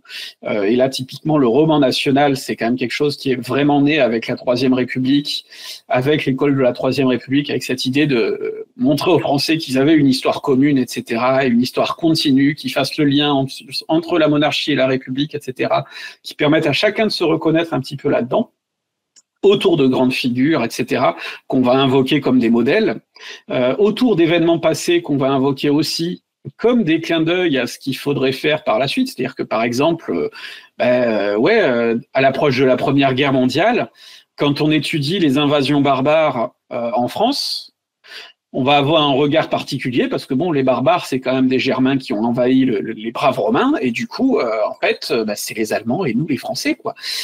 Et inversement, bizarrement, les Allemands n'ont pas du tout le même discours sur la période. Et ça, je renvoie par exemple à tout ce que peut expliquer Bruno Dumézil sur la question. Et on va avoir comme ça, en fait, cette création de tout un tas de mythes parce que on part de faits qui sont plus ou moins avérés, mais dans la façon dont on va les lire, on en fait des mythes qui doivent porter une leçon. Par exemple, le baptême de Clovis, qui est un événement très compliqué, on ne sait pas la date, on ne sait pas le lieu, le contexte religieux et politique de l'époque, c'est un bordel monstrueux. On ne peut pas parler du tout de France à l'époque, etc., etc., mais ça va permettre de dire, voilà, depuis ce baptême qu'on va définir dans une date précise et dans une ville précise, c'est-à-dire Reims 496, la monarchie française est catholique, et voilà, fille aînée de l'Église, patati patata. C'est la création a posteriori, parce qu'en fait, l'histoire religieuse de tout le haut Moyen-Âge et tout ça, c'est un boxon pas possible, l'histoire politique aussi, etc., mais ça permet de donner une continuité. Et donc, pour moi, le sommet de ce roman national-là, parce que c'est un recyclage extraordinaire de tout ce qu'a pu faire, par exemple, l'historiographie de la Troisième République, c'est une conférence de François Asselineau sur l'histoire de France qui dure 3 heures. C'est intolérable, d'ailleurs, c'est insupportable. Mais si vous avez la curiosité d'aller voir, c'est ça le roman national en fait, on superpose les Gaulois et les Français d'aujourd'hui par exemple. D'ailleurs, Asselineau lui se superpose à Vercingétorix et Jean Moulin qui sont eux-mêmes les mêmes éléments finalement parce que les Gaulois, les Français, les Romains, les Allemands, c'est un petit peu la même chose. Et aussi cette espèce d'invocation et là qu'on retrouve beaucoup, enfin de façon on va dire Asselineau, il va avec les gros sabots, mais c'est une rhétorique qu'on retrouve ailleurs aussi. Cette idée du si c'était bien, si c'était ce qu'on faisait par le passé, c'est ce qu'il faut faire maintenant. Par exemple, Asselineau va dire François Ier s'est allié avec les Ottomans, ce qui montre que la France est capable de faire des alliances au-delà des valeurs politiques, religieuses, etc. Donc nous, on doit faire pareil. Et dans son idée, on doit se rapprocher de la Russie de Poutine, même si sur le plan démocratique, voilà. Bon, et il fait ça comme ça sur plein de thématiques. Et donc lui, c'est transparent dans son raisonnement, mais en fait, c'est un raisonnement qu'on retrouve partout en politique. Et donc, ça, c'est ce qu'on pourrait appeler le roman national, qui est surtout présent à droite, parce que pour moi, je vais faire une différence majeure entre le roman de droite et le roman de gauche. C'est pas qu'il y en a un bien et l'autre mal. Hein. Moi, je combats les deux dans mes travaux et j'ai même tendance plutôt à taper sur celui de gauche parce que je sais que c'est celui auquel sont exposés le plus gros de mon public. Mais à droite, on va dire, le rapport à l'histoire a une fonction vraiment directrice dans le sens où quand on est conservateur, on a besoin d'ériger un passé fantasmé en modèle. Le fameux « c'était mieux avant ». Et donc, c'est ce qui va permettre de donner des exemples de ce vers quoi on veut tendre, etc. C'est pour ça que, par exemple, Zemmour a un rapport si important à l'histoire et pourquoi il a fallu le déconstruire. Tu as travaillé là-dessus, par exemple. Parce que, justement, c'est pas juste un gadget dans son discours, C'est vraiment un point fondateur. Et d'ailleurs, Asselineau, c'est pareil. Sarkozy, sa campagne en 2007 a été travaillée par Patrick Buisson, qui était à la tête de la chaîne Histoire et qui avait vraiment une réflexion très poussée là-dessus. Et ce ne sont pas des éléments secondaires ou du gadget, ça fait vraiment partie du cœur de la réflexion, parce que quand on se réfère à un passé fantasmé, on a besoin de le créer. Et le problème auquel se heurte toujours assez vite le roman de droite, c'est que il faut expliquer du coup pourquoi on n'est pas resté dans cet âge d'or. Parce que si tout était parfait avant, pourquoi on n'y est plus? Et donc, en général, c'est là qu'on va faire venir la figure de l'ennemi, celui qui a tout cassé, celui qui nous a volé quelque chose. Le fondement de tout ça, c'est notamment les thèses complotistes qui ont vu le jour après la Révolution française. Parce que dans la foulée de la Révolution française, il y a eu tout un tas de penseurs réactionnaires qui voulaient revenir à l'Ancien Régime, qui se sont dit, mince, comment on peut expliquer ce séisme? Comment on peut expliquer que y ait eu ce changement politique majeur, ce bouleversement et tout ça, que les Français l'aient malgré tout bien accompagné? Comment on peut expliquer ça? Et comment on peut expliquer ça et raconter d'autre part que l'Ancien Régime était parfait? Parce que, voilà, c'est le but. Alors qu'en fait, ils sont bien lucides, qu'il y avait des périodes de tension, des conflits, etc. Chaque époque a eu ses périodes de conflits. Mais quand on veut en faire une vision mythifiée, un peu figée, on oublie tout ça, on gomme ces aspérités-là. Et comme par exemple Laurent Deutsch va raconter qu'en 93, on a coupé la tête à nos racines et que depuis, on se sent orphelin, et qu'avant, quand même, la monarchie donnait quelque chose, un supplément d'âme, etc. Bon... mais le problème, c'est que du coup, il faut trouver quelque chose qui cause le problème. Et là, par exemple, au début du 19e, c'est là qu'on va voir naître le mythe du complot franc-maçon. Parce que si c'est un complot, c'est que c'est pas juste les fruits de tout un tas d'éléments sociaux, économiques, etc. C'est juste qu'il y a des méchants qui ont créé le problème. Et ça, c'est une lecture finalement qui va rester assez présente dans le récit de la droite. Alors aujourd'hui, on va dire c'est la faute aux islamo-gauchistes ou aux wokistes qui viennent vous détruire votre civilisation, etc. Avant ça, c'était les judéo-bolcheviques. Et à chaque fois, on a trouvé comme ça. Avant ça, c'était les 4 États confédérés, etc. Il y a des choses qui restent. Les juifs, les francs-maçons, on les retrouve quand même assez durablement dans ce récit-là. Il y a des choses qui disparaissent un peu plus. Les protestants, par exemple, ont longtemps été cibles de l'extrême droite. Ils le sont plus beaucoup maintenant. Bon, mais voilà. À gauche, le rapport est différent parce que à partir du moment où le programme de gauche est quand même plutôt d'emmener, on va dire, vers des lendemains qui chantent, des choses nouvelles qui n'ont pas forcément été essayées, etc. On n'a pas le même besoin de se référer au hier pour dire c'était mieux, puisque de toute façon, nous, ce qu'on vend, c'est le demain. Et donc, à gauche, le roman va plutôt avoir tendance ou bien à chercher à montrer que, regardez ce que vous présentez comme marginal, ça existait déjà avant. Et donc là, par exemple, on va aller chercher, je sais pas, des cas de LGBT dans le passé ou des choses comme ça, ce qui est très intéressant en soi. Le problème, c'est à partir du moment où on va superposer notre grille de lecture actuelle à des phénomènes passés très différents. C'est-à-dire que, par exemple, on a toute une historiographie qui a pu imaginer la sexualité à Rome comme une sorte de paradis gay, puis maintenant même un peu plus aussi sur des questions trans, etc.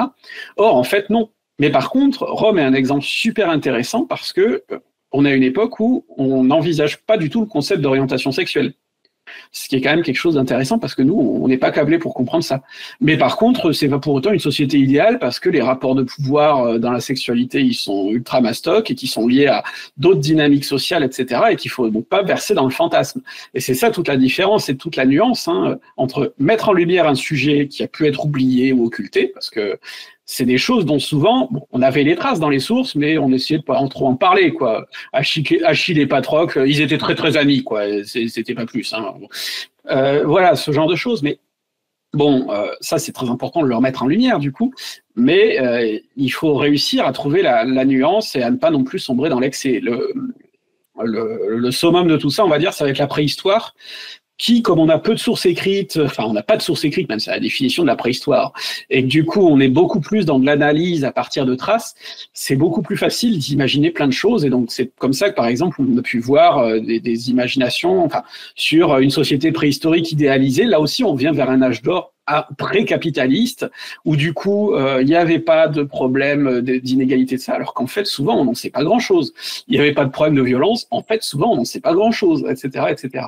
Et donc ça, c'est un des dangers. Mais c'est pas aussi nécessaire pour le récit de gauche, parce que finalement, le récit de gauche, quand on est de gauche, on peut aussi juste dire, non, mais de toute façon, tant pis si ça n'existait pas avant, nous, c'est ce qu'on veut faire. C'est-à-dire, au pire, si l'homosexualité n'a commencé à exister qu'en 2010, très bien, pourquoi pour autant ce serait pas légitime? Bon, c'est pas le cas, mais pourquoi ce serait de toute façon pas légitime? Et donc, de fait, on a beaucoup moins ce besoin du recours à l'histoire.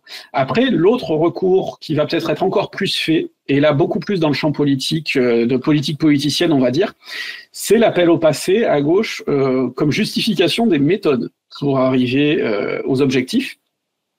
C'est-à-dire que un exemple que j'aime bien, qui avait été détricoté par William Blanc sur le site Les Historiens de Garde, c'était un petit bouquin de François Ruffin qui s'appelait Vive la banqueroute. Et dans ce bouquin, en fait, Ruffin prenait tout un tas d'exemples passés où, pour une raison ou une autre, on n'a pas payé la dette. Le but étant de dire, vous voyez, c'est possible. Alors oui, mais le problème, c'est que qu'on prenne le directoire ou Philippe le Bel, par exemple, qui décide de nationaliser les Templiers, on n'est clairement pas justement dans des contextes qui se rapprochent de ceux qu'on connaît aujourd'hui. Et d'ailleurs, c'est très intéressant le cas de Philippe le Bel, parce que c'est un cas qui a été pris à la fois par Ruffin et par Mélenchon, qui en font justement un souverain qui s'est opposé aux puissances d'argent, etc. Mais en fait, le conflit de Philippe le Bel avec les Templiers, c'est aussi un conflit autour de questions de pouvoir temporel, pouvoir spirituel, qui c'est qui est le plus fort sur le point de vue religieux, qui c'est qui a le plus gros pouvoir, etc., etc. Des enjeux qui, aujourd'hui, ne nous parlent plus du tout. Et donc, si on se pose juste sur la question de la dette, ça n'a aucun sens.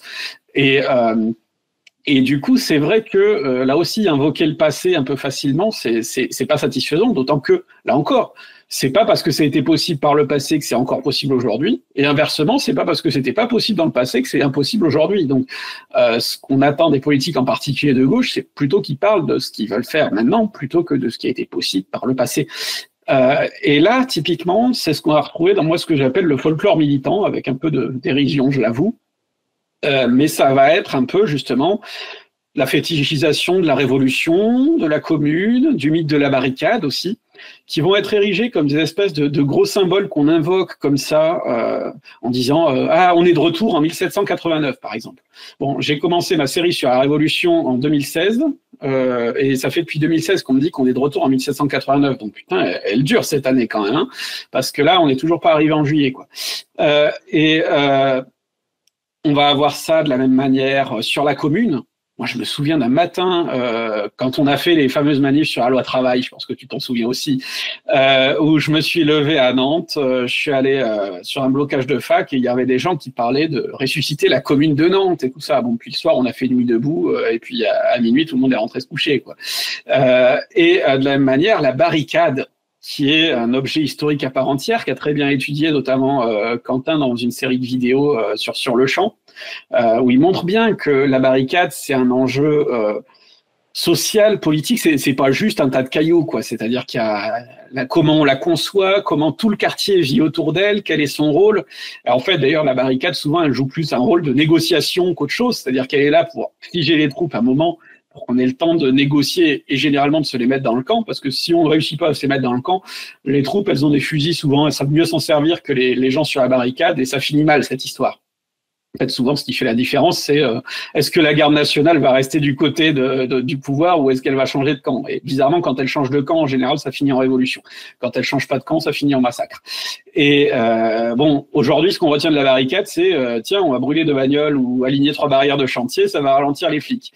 Oui, mais bon, les flics, vu le matériel qu'ils ont, en général, quand ils veulent quand ils veulent charger, c'est pas des barrières de chantier ou une voiture renversée qui va. Mais du coup, on déshistoricise en fait ces éléments qui étaient des éléments qui doivent être revus dans un contexte historique. Et du coup, on se retrouve à ressasser un folklore.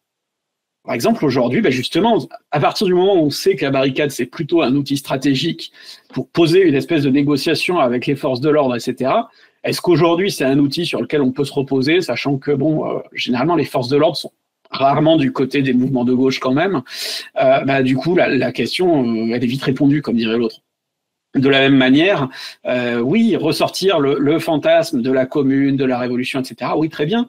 Mais ce qu'il faut poser comme question ensuite, c'est comment ça finit? Qu'est-ce qui fait que, justement, la société de la commune, elle n'a pas duré longtemps? Et là, on peut très vite retomber justement dans le côté même genre de roman qu'à droite finalement, c'est-à-dire ouais, mais en face il y avait le méchant tiers et du coup voilà. Oui, alors il y avait le méchant tiers, mais il y avait surtout une majorité de la province qui avait voté conservateur et qui trouvait un peu gros que les Parisiens contestent une assemblée légitimement élue. Et donc en fait, comme le dit par exemple Robert Holmes, qui a écrit un très bon bouquin sur la Commune, le miracle de la Commune, c'est pas tant qu'elle se soit effondrée, c'est qu'elle est tenue si longtemps en fait. C'est déjà quelque chose d'assez miraculeux. Mais donc en tout cas, voilà, une fois qu'on remet de l'histoire là-dedans, ben oui, on se rend bien compte que, en fait, invoquer tout ça, bon, c'est joli pour le symbole et tout ça, mais c'est pas ça qui nous donnera les réponses sur comment aborder le futur, en fait. Et d'ailleurs, moi, j'ai eu cette naïveté là aussi. Tu vois, justement, à l'époque de Nuit debout, j'avais fait une première vidéo sur la Révolution de 1848 en parlant de la campagne des banquets et tout ça. Et j'étais limite à dire, ouais, on pourrait refaire pareil, ça pourrait repartir tout pareil. Bon, aujourd'hui, j'ai un regard beaucoup plus lucide, peut-être justement parce que je sais comment ça s'est fini Nuit debout et que je sais qu'un an plus tard, c'était Macron qui a été élu et que donc, a priori, ça n'avait pas trop bien marché. Mais ouais, c'est un regard différent du coup qui se pose, je pense. Donc le roman national ou les romans nationaux, c'est tout sauf un récit scientifique, on va dire. C'est fait à dessein. Il y a quelqu'un qui nous disait, mais du coup, il y a pas de point positif à ça. Moi, je sais que, par exemple, sur X, le réseau de la mort, souvent, quand je commence à critiquer cette démarche de roman national, on me dit, oui, mais quand même, enfin, on s'en fout que ça soit vrai ou pas. Ce qui est important, c'est que ça crée une dynamique. Après, voilà, mais là, on rentre justement dans tout ce qu'on appelle la post-vérité, finalement. Hein. Oui, si vous préférez créer une dynamique plutôt que la vérité et flatter l'intelligence des gens, ou faire confiance plus exactement à l'intelligence des gens, c'est aussi un parti pris que vous pouvez prendre. Il se trouve que ce n'est pas le mien, personnellement. Moi, je pars du principe que je préfère des gens désunis intelligemment que unis par un mythe et par un fantasme, et qui, en plus, en général, quand ils se rendent compte qu'ils ont affaire à un fantasme, ce qui est beaucoup le cas vis-à-vis de l'histoire, d'ailleurs, se crée ensuite en réaction, et c'est ça aussi qui crée, du coup, une adhérence une adhésion au complotisme et à ce genre de choses. Moi, je sais que, par exemple, sur ma chaîne, un commentaire qui est beaucoup revenu, notamment au début, c'était « Ah, on nous apprend pas ça à l'école. Ah, c'est pas à la télé qu'on verrait ça, etc., etc. » Or, en fait, du coup, ça, c'est typiquement le genre de discours qui peut ensuite se mener vers des dérives conspires, on nous cache tout, etc. Alors que moi, en fait, tout ce que je raconte dans mes vidéos, etc., ça vient de bouquins universitaires, édités généralement par des grandes maisons d'édition, avec des gens qui sont souvent des chercheurs payés par l'État, etc. Donc, on n'est clairement pas, du coup, dans la subversivité absolue quand même.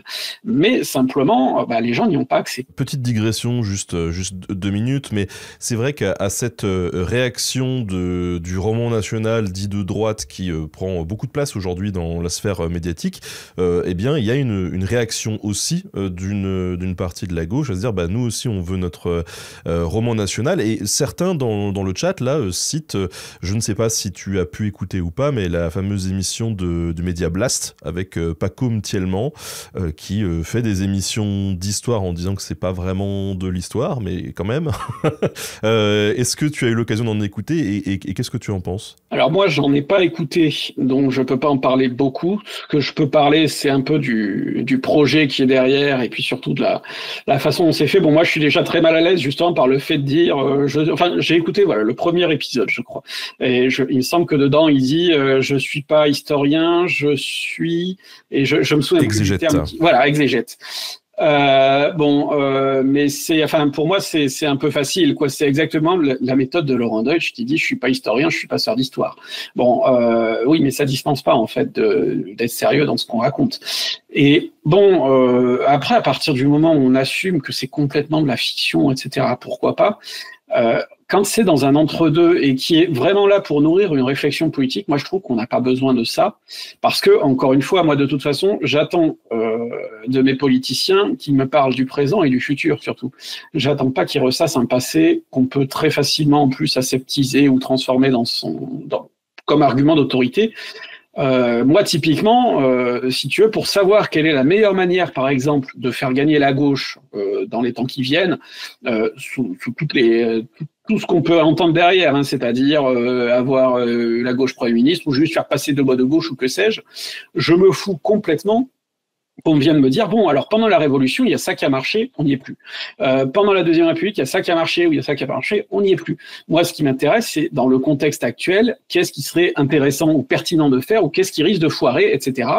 Et l'histoire, à la limite, peut surtout nous aider à nous dire, voilà, des fois, les gens ont eu tel ou tel angle mort. Mais le problème, c'est que le roman, en faisant disparaître toutes les aspérités, etc., fait aussi disparaître les angles morts. Parce que, par exemple, si vous faites un roman glorieux de la Commune, vous vous fermez de pourquoi ça a foiré. Et si vous vous fermez de pourquoi ça a foiré, manque de bol, vous perdez le plus utile, le plus intéressant. Donc c'est vite embêtant quand même. Et moi, du coup, pour moi, l'histoire, c'est avant tout un outil de critique, y compris de critique de soi, parce que je pense que sinon, on se retrouve à foncer 15 fois de suite dans le même mur en étant convaincu qu'il y a une porte, quoi. Et c'est pas pour autant que la 16e fois, la porte va apparaître. Donc ça donne aussi l'occasion de revenir sur une question importante qu'on a déjà abordée dans cette émission avec différents intervenants, hein, mais c'est du coup ce rapport à la mémoire et la différence qu'il peut y avoir entre mémoire et histoire. Est-ce que tu peux nous en toucher 2 mots ? Moi, je vais faire la différence en posant déjà, comme je l'ai dit tout à l'heure, histoire, c'est plutôt la discipline scientifique. La mémoire, on va dire, c'est le récit sur lequel collectivement, on décide de s'accorder autour d'un certain nombre de valeurs communes, de choses comme ça. En gros, c'est-à-dire que en tant qu'historien, par exemple, qui étudie le nazisme, pour prendre un truc tout à fait anodin, on va chercher à comprendre ce qui s'est passé, on va chercher à comprendre quelles étaient les motivations des uns et des autres, quelles étaient les marges d'action des uns et des autres, etc., etc. Par contre, en termes de mémoire, on va décider qu'en tant que société, on s'accorde à dire que les génocides, c'est pas bien. Bon, a priori, là, par exemple, on est sur une ligne qui me paraît raisonnable en termes mémoriels. Par contre, effectivement, l'historien, il va devoir aller plus loin. Et notamment, l'historien, il va devoir réfléchir à qu'est-ce qui rend possible, etc., etc. Et du coup, là, il va commencer à poser éventuellement des questions qui peuvent nous titiller, parce que est-ce qu'on ne pourrait pas facilement recommettre des génocides sans s'en rendre compte, etc. C'est des questions qui peuvent titiller, par exemple. Bon, mais donc, c'est ça, la mémoire, c'est vraiment le récit commun qu'on essaie d'élaborer. Après, dans les faits, aujourd'hui, on fait presque face à une overdose de mémoire, hein, d'ailleurs, qui a été très bien étudiée par des gens comme Sarah Gainsburger. En gros, le problème, c'est qu'aujourd'hui, où on a des journées qui commémorent un peu tous les jours, bon, déjà, ça noie quand même pas mal les choses dans la masse. Chaque année, on a un cycle de commémoration de 15 000 trucs, et ce que retiennent les gens, finalement, on peut toujours poser la question, évidemment.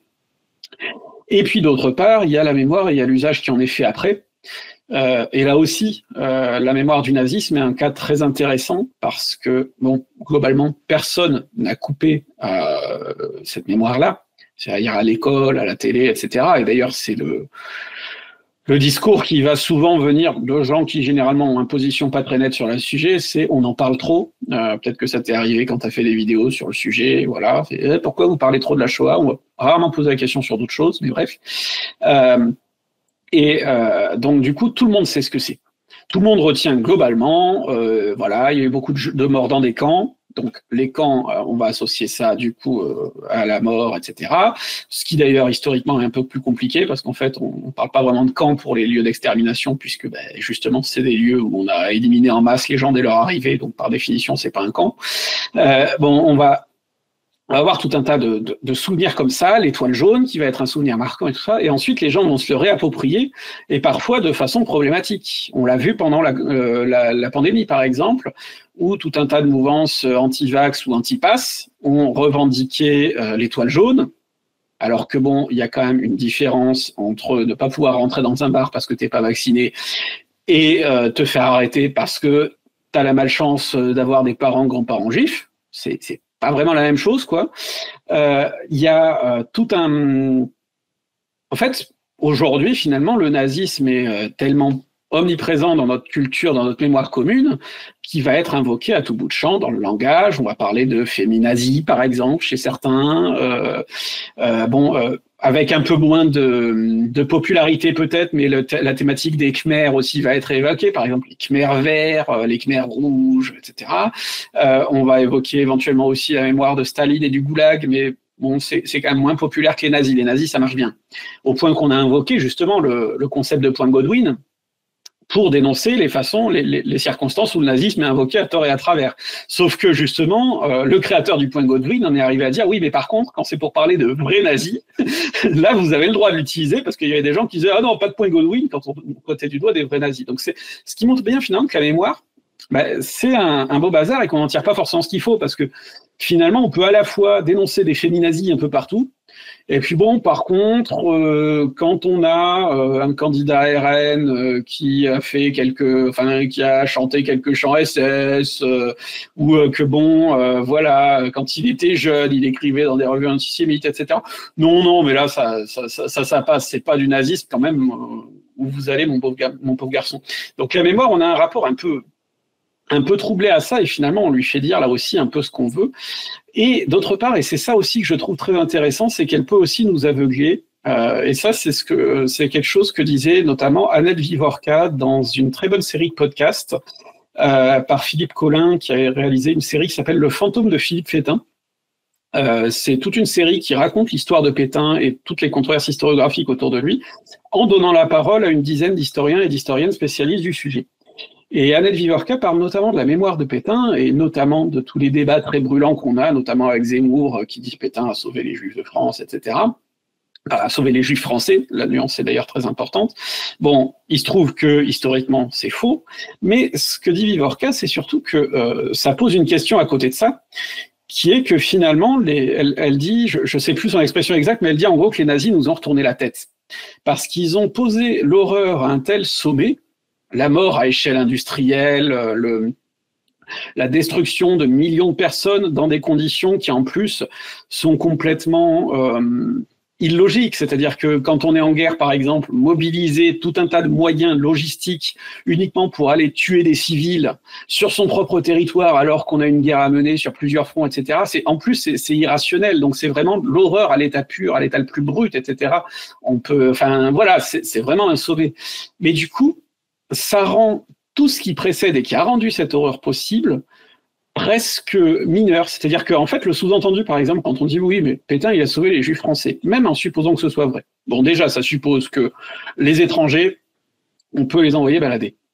Mais ça suppose aussi que le statut des Juifs, qui leur pose un stigmate, qui leur interdit un certain nombre de professions, etc., etc., la spoliation, les attaques antisémites dans la presse, qui y avait depuis des années avant ça, on peut penser par exemple à Maurras qui appelait à flinguer Blum, à Xavier Vallat, futur commissaire aux questions juives, qui, à l'arrivée du gouvernement Blum, dit pour la première fois, ce grand pays gaulois va être gouverné par un juif, des choses comme ça. Bon, tout ça finalement, ça passe pour anecdotique à côté de l'horreur. Et en fait, ça typiquement, ça conduit à un effet pervers qui est que, comme on a ce sommet de l'horreur en tête, tout ce qui est marginal à côté, on se dit ça va, on n'est pas à ce niveau-là, donc ça va. Et là, typiquement, ça peut faire de la mémoire non pas un vaccin, mais au contraire un peu le phénomène de la grenouille dans l'eau chaude, la métaphore célèbre, c'est-à-dire que oui, non, mais ça va, on n'en est pas encore au point d'ébullition. Et donc, en fait, c'est ça le premier problème. L'autre problème de la mémoire... C'est ce qu'on appelle la fenêtre d'Overton, qui est très utilisée aussi en politique, c'est-à-dire ça consiste à dire un truc vraiment dégueulasse et outrancier pour faire passer des contenus qui sont quand même dégueulasses mais un peu moins dégueulasses pour des propos raisonnables. En gros, c'est ça. Exactement. Et progressivement, en fait, ouvrir le champ des possibles et le spectre des discours admissibles dans l'espace médiatique par tous. C'est ça, en fait. Exactement. Et puis, d'autre part, je pense qu'il serait naïf de donner un trop grand rôle à la mémoire parce qu'en fait, la mémoire, face à elle, on vient jamais seul, on vient jamais neutre. C'est-à-dire que vous emmenez une bande de néo-nazis en voyage à Auschwitz, ils vont pas revenir convaincus de l'horreur de la Shoah. Ils vont peut-être même se marrer devant et se réjouir. Voilà. Vous emmenez Le Pen à Oradour, il en reviendra pas. Titillé ou enfin troublé par l'horreur du lieu, ça le fera pas revenir sur ses propos sur lesquels il disait que c'était anecdotique, etc. Bon, voilà. Donc, en fait, la mémoire, on y va avec déjà notre bagage et ça peut confirmer, on va dire, notre bagage. Il y avait des études qui avaient été menées, par exemple, dans le livre, très bon livre d'ailleurs, Nouvelle histoire de la Shoah, un article qui parlait de quel est l'impact des voyages à Auschwitz sur des écoliers israéliens. Et en fait, ce qu'ils montraient, c'est que ça dépend de quel est le bagage idéologique, politique, familial, etc. des écoliers en question. Et qu'ils reviennent généralement plutôt renforcés dans leur positionnement passé, quel que soit celui qu'ils avaient. Et donc, finalement, je crois qu'on attend beaucoup trop de la mémoire comme d'une espèce de solution magique qui immuniserait contre on ne sait pas trop quoi d'ailleurs, mais il faut faire très attention avec ça, voilà. D'autant que oui, ça peut être aveuglant, ça peut parfois aussi être excluant la mémoire, parce qu'on parle parfois de cette fameuse concurrence des mémoires, et donc c'est un outil utile pour poser des bases, comme je disais, poser la base qu'un génocide, c'est pas bien, très bien, il n'y a pas de souci avec ça, mais ça peut très facilement être instrumentalisé. Et on peut dire que l'histoire, c'est finalement la science et la méthode qui permet de travailler sur le passé et d'essayer d'éclaircir un petit peu tout ça, et que la mémoire, c'est plutôt l'usage qu'on en fait? En partie, oui. L'usage, en tout cas, qu'on décide d'en faire collectivement plus que l'usage individuel. Parce que individuellement, je peux utiliser ce que j'ai appris en histoire, par exemple, pour me défendre, et ça, on va sûrement en reparler, contre les élucubrations de tel ou tel homme politique qui raconte n'importe quoi sur le passé. Mais collectivement, en tout cas, on décide de se mettre d'accord sur un récit, sur des figures qu'on décide d'honorer ou des figures qu'on décide de repousser. Vous n'êtes pas sans savoir, par exemple, quoi, probablement pas nommer une rue Maréchal Pétain aujourd'hui, et ainsi de suite. Le Panthéon, par exemple, c'est le meilleur exemple de tout ça. Tiens, d'ailleurs, au moment où on enregistre cette émission, donc décembre 2024, pour ceux qui nous écouteraient peut-être en 2026, si c'est le cas, laissez-nous un commentaire, eh bien, Marc Bloch, il y a la figure de Marc Bloch qui rentre au Panthéon. Et pourquoi on choisit ce moment pour faire rentrer Marc Bloch? C'est très intéressant parce que là, justement, on voit les entremêlements entre histoire, politique et mémoire. Parce que Marc Bloch, c'est un immense historien, évidemment, qui est aussi un immense résistant, mort en 1944, fusillé, etc. C'est juif en plus, donc traqué, mais qui a été résistant en plus, qui a écrit énormément de textes fondateurs sur l'histoire, et qui est aussi fondateur d'un courant historique assez novateur pour son époque, un co-fondateur en tout cas avec d'autres, qu'on appelle l'école des annales, qui, pour résumer, décentre un peu le regard de l'histoire des grands hommes, de l'histoire très politique, pour descendre aussi vers des sujets plus culturels, plus économiques, etc., plus des dynamiques de masse, on va dire. Je schématise beaucoup. Donc, Marc Bloch, c'est un homme brillant sous tous ces aspects-là, qu'on connaît aussi, par exemple, mais c'est pas forcément son meilleur livre historique, mais pour le livre L'étrange défaite, dans lequel il analyse à chaud ce qui vient de vivre en 1940, la débâcle militaire et institutionnelle de la France. Mais c'est aussi quelqu'un qui a écrit des ouvrages fondateurs d'histoire médiévale principalement parce qu'il était médiéviste. Et donc, finalement, en le panthéonisant, on panthéonise qui? On panthéonise le résistant, évidemment.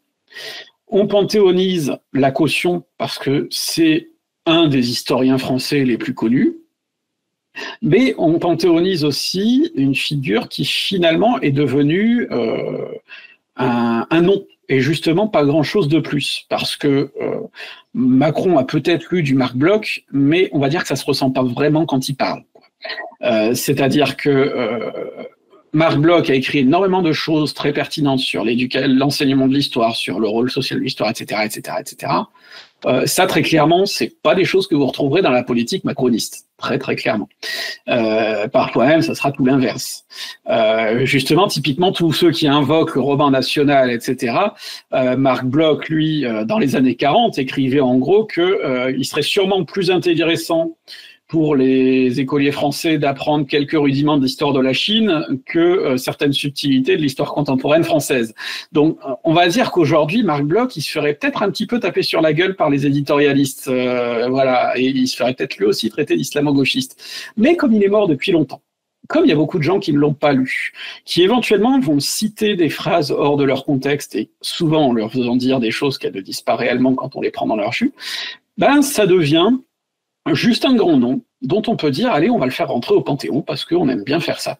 Et ça permet à Macron, à peu de choses près, parce qu'il aime bien ce genre de symbole. En fait, Macron, ça a été sa ligne depuis longtemps, hein, une politique de droite, mais avec un vernis parfois un petit peu progressiste, gauchiste. On va faire la cérémonie d'ouverture des JO qui va faire rager la droite, par exemple, ce genre de choses. Mais du point de vue de la politique, par contre, on est sur une autre ligne. Ben là, typiquement, Macron, Marc Bloch, c'est un petit peu ça. Et d'ailleurs, la famille n'a pas totalement été dupe, puisqu'elle a aussitôt dit OK, mais pas une figure apparentée à l'extrême droite au Panthéon. Et la formulation, d'ailleurs, est très intéressante, parce qu'elle n'englobe pas seulement les partis institutionnellement d'extrême droite, Rassemblement national et puis Reconquête, mais telle qu'elle a été posée, elle est là aussi pour englober, on va dire, tous ceux qui bouffent un petit peu à tous les râteliers, des gens comme Bruno Retailleau, par exemple, qui, sans avoir l'étiquette, tendent quand même vers ces idées-là. Parce que le problème de la mémoire, c'est qu'elle se heurte aussi aux faits, et on l'a vu avec une panthéonisation récente, celle de Missak Manoukian, donc on est là sur résistant de la main-d'œuvre ouvrière immigrée, symbole du coup de l'immigration en France, etc., qu'on panthéonise. Et de la même main, juste après, on fait voter la loi immigration, qui est une des lois les plus droitières sur ce sujet depuis très très longtemps. Et donc finalement, c'est là qu'on voit que la mémoire, elle a ses limites, parce que c'est du symbole, mais que si les actes derrière ne suivent pas, c'est du symbole. Si on revient un petit peu à l'histoire en tant que telle, on l'a dit au début de cet entretien, l'histoire c'est une science, c'est aussi une méthode. L'histoire, c'est donc pas seulement qu'une question de point de vue. Le point de vue, il arrive à la fin, en fait. C'est-à-dire que c'est ce qu'on oublie toujours quand on parle de débat. Débattre, c'est pas juste s'engueuler, parce que chacun a un avis différent. Pour qu'il y ait un débat constructif, dont on n'a plus l'habitude, notamment à la télé, puisque on fait du combat de coq, pour qu'il y ait un débat constructif, il faut que tout le monde soit d'accord sur les mêmes choses, sur les bases, sur les mêmes bases. C'est-à-dire que, par exemple, une fois qu'on est d'accord sur les sources sur lesquelles on s'appuie, une fois qu'on est d'accord sur le sens qu'on donne aux mots, etc., là, on peut ensuite débattre sur l'analyse qu'on fait de l'événement, par exemple, sur l'importance qu'on lui donne, sur les liens de cause à effet qu'on va établir, etc. Mais pour ça, il faut qu'on soit d'accord sur le fond. Si il y en a un qui dit juste « non, mais tel document, moi, il m'intéresse pas, de toute façon, c'est un faux », on peut plus vraiment discuter du coup. Sauf si, en disant ce document c'est un faux, il apporte des éléments concrets qui vont pousser les autres à se dire ah, effectivement, peut-être bien qu'on a affaire à un faux, et dans ce cas, ça change tout ce qu'on écrivait jusqu'à présent. Donc ça arrive aussi, des choses comme ça. Donc voilà, en fait, c'est ça que j'essaie d'illustrer, quoi. C'est que l'histoire, c'est du débat et donc des points de vue, mais il faut qu'on parte des mêmes bases. Et le problème, c'est qu'assez souvent, il y en a qui préfèrent partir de la fin, de l'histoire qu'ils veulent raconter, et ensuite, éventuellement, aller chercher le petit élément qui va illustrer ce qu'ils ont envie de raconter. Alors, il y a un truc parmi les commentaires que je reçois très régulièrement sur tous les réseaux sociaux, un truc qui revient chaque semaine, si ce n'est chaque jour, dans les commentaires, c'est oui, mais l'histoire, elle est écrite par des vainqueurs. Pas toujours, en fait. Parfois, l'histoire des vaincus peut même être terriblement puissante aussi. Typiquement, les travaux, notamment qu'a mené Johan Chapoutot sur l'histoire telle que la conçoivent les nazis, c'est une histoire de vaincus. C'est des gens d'ailleurs c'est souvent au fondement de ce genre d'histoire très à l'extrême droite, ce récit on a été bolossé pendant tout un tas de temps là par tout un tas de méchants et on va se venger.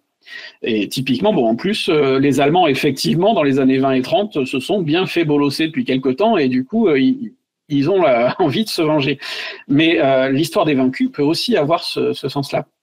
En fait, l'histoire, elle est écrite par ceux qui l'écrivent et par ceux qui ont la puissance ensuite de perpétuer leur récit. Parce qu'après tout, un récit historique, c'est aussi un récit qui fait date. Parce que je peux écrire, par exemple, 150 tomes de ma vie, mon œuvre. Si ça n'intéresse personne, dans 200 ans, il n'en restera pas grand-chose. Peut-être une copie imprimée dans un grenier et c'est tout. Par contre, si j'écris un best-seller que tout le monde s'arrache, là, dans 2000 ans, il en reste quelque chose. Et c'est le problème qu'on a, par exemple, par rapport aux sources antiques. C'est qu'évidemment, il nous reste que ce qu'on a jugé bon de garder. Il y a plein de trucs qu'on a perdus parce que tout le monde s'en foutait. Et donc, l'histoire, elle est écrite déjà par des gens qui ont un point de vue situé, mais qui n'est pas forcément le point de vue d'un vainqueur. Et ensuite, elle est écrite, et surtout, elle nous parvient par un certain cheminement. Et donc, c'est pour ça que, plutôt que de juste limiter à des platitudes comme l'histoire est écrite par les vainqueurs, l'exercice maître en fac d'histoire, c'est le commentaire de texte. Et le commentaire de texte, par quoi on commence ? Présenter l'auteur, son point de vue, où se trouve le texte, etc. Pourquoi ? Parce que le but, c'est de dire, voilà, est-ce qu'on a un texte qui est écrit par quelqu'un qui a vécu l'événement, ou qu'il raconte après coup, à partir de choses qu'il a entendues, etc. Qui est cet auteur ? Pourquoi écrit-il ? Par exemple, si on prend nos historiens romains, j'avais fait aux historiques une conférence sur les empereurs fous. Et ben justement, toutes ces histoires-là qu'on nous raconte sur Caligula qui voulait nommer son cheval consul, etc., elles sont écrites par des gens qui sont issus de la classe sénatoriale, qui du coup, en général, ont envie d'un empire qui les respecte, et qui vont du coup dresser un portrait des empereurs méchants, c'est-à-dire les empereurs qui n'ont pas respecté le Sénat. Et donc, typiquement, Caligula, il respectait pas franchement le Sénat, du coup, on le dépeint comme le pire des tordus. Mais dans les faits, c'est des récits. Là, si on regarde qui écrit, on voit bien qu'il écrit un siècle après, etc. Peut-être que, voilà. Et donc, plutôt que de se demander, l'histoire est-elle écrite par les vainqueurs ? Bon, non, elle est écrite par plein de gens différents. Mais par contre, se demander quel est leur but quand ils écrivent ça.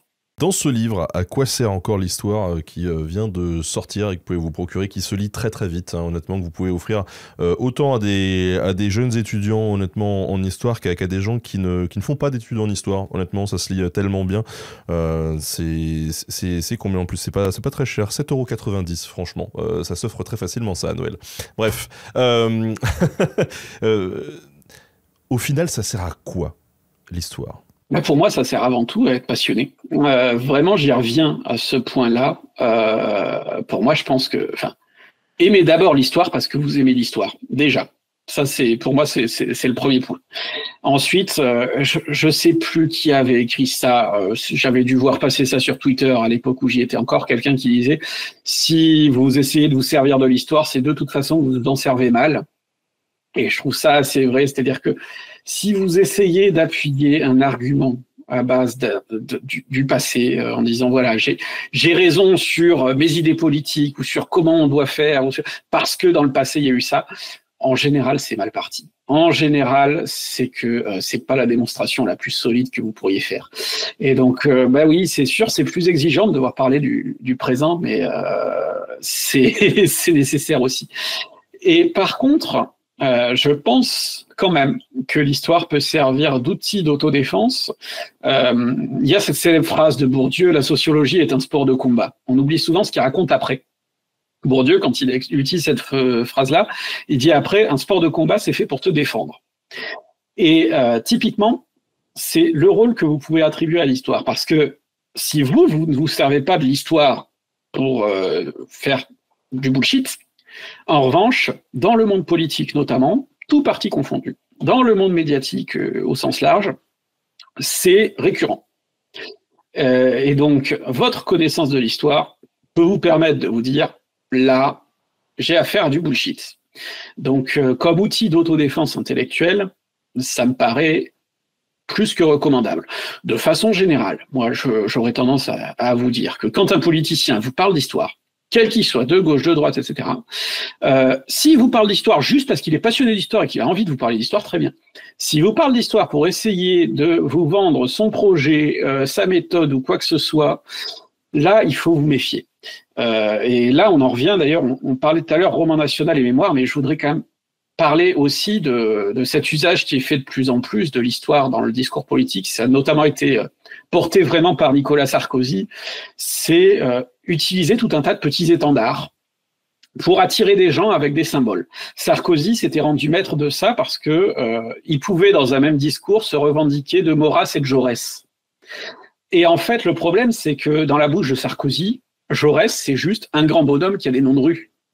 Mais ça va permettre de d'attirer un petit peu, peut-être, les plus neuneux du peuple de gauche, on va dire.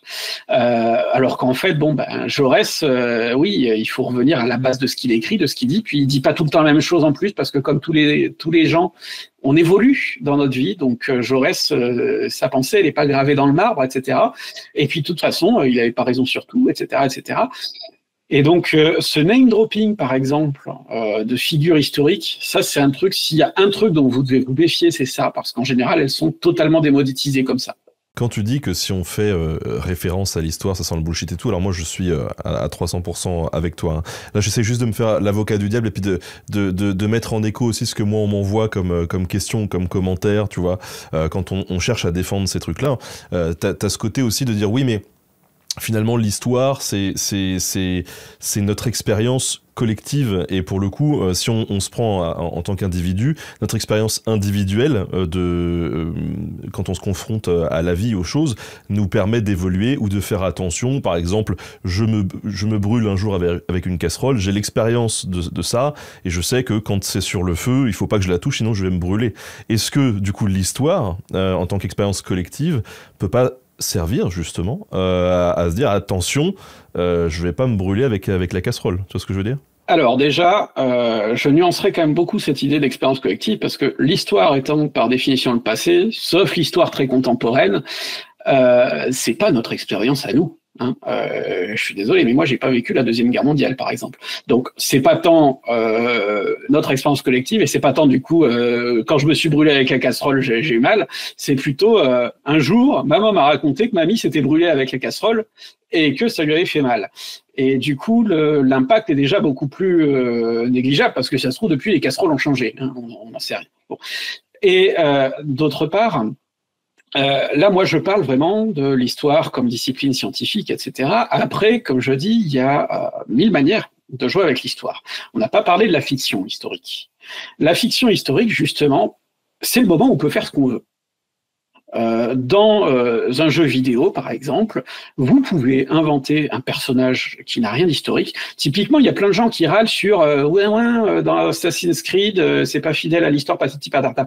Assassin's Creed, c'est un mec qui se balade dans les rues, qui trucide tellement de personnes que a priori jamais de la vie ça ne pourrait se produire, et ainsi de suite, qui saute de toi en toi que toi t'essaies de faire ça, a priori ça va mal se finir, ainsi de suite. C'est de la fiction. Et justement, à partir du moment où c'est de la fiction, on peut s'amuser. Moi, je suis un grand lecteur d'Astérix, par exemple. Astérix vous apprendra pas grand-chose sur les Romains, etc. Astérix vous apprendra beaucoup plus de choses sur la société française de l'époque d'Uderzo et Goscinny. Mais c'est justement ça qui est génial, en fait, c'est qu'on joue avec. Et donc, moi, j'invite plutôt, justement, à aller à fond dans le jeu. C'est-à-dire que si vous voulez faire, justement, une interprétation ultra politisée d'un truc, faites-le dans la fiction historique, ça, pourquoi pas, amusez-vous, aucun problème. Après, on a le droit de vous dire c'est nul, hein, parce que ça arrive aussi. Mais voilà, ça, il y a aucun problème. Par contre, effectivement, en faire un argument d'autorité, parce que c'est vraiment là, moi, là-dessus dont je parle, c'est argument d'autorité, en général, c'est un argument bullshitesque.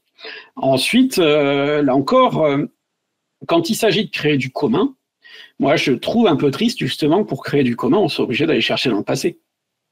Parce que personnellement, moi, enfin, ce que je veux comme dynamique commune, c'est plutôt une dynamique d'avenir. Et c'est peut-être ce qui nous manque d'ailleurs dans les discours politiques. Et c'est pour ça que personnellement, je suis aussi acharné contre le roman national de gauche, on va dire, ou le roman de gauche, parce que pour moi, je trouve qu'il y aurait tellement d'autres pistes à explorer pour mobiliser, quoi, que de s'accrocher à ce genre de recette qui en plus marche pas des masses, quoi, en fait. Alors, on arrive à la fin de cet entretien, mon cher Antoine. On aurait pu passer encore 6 heures avec toi, je le sais.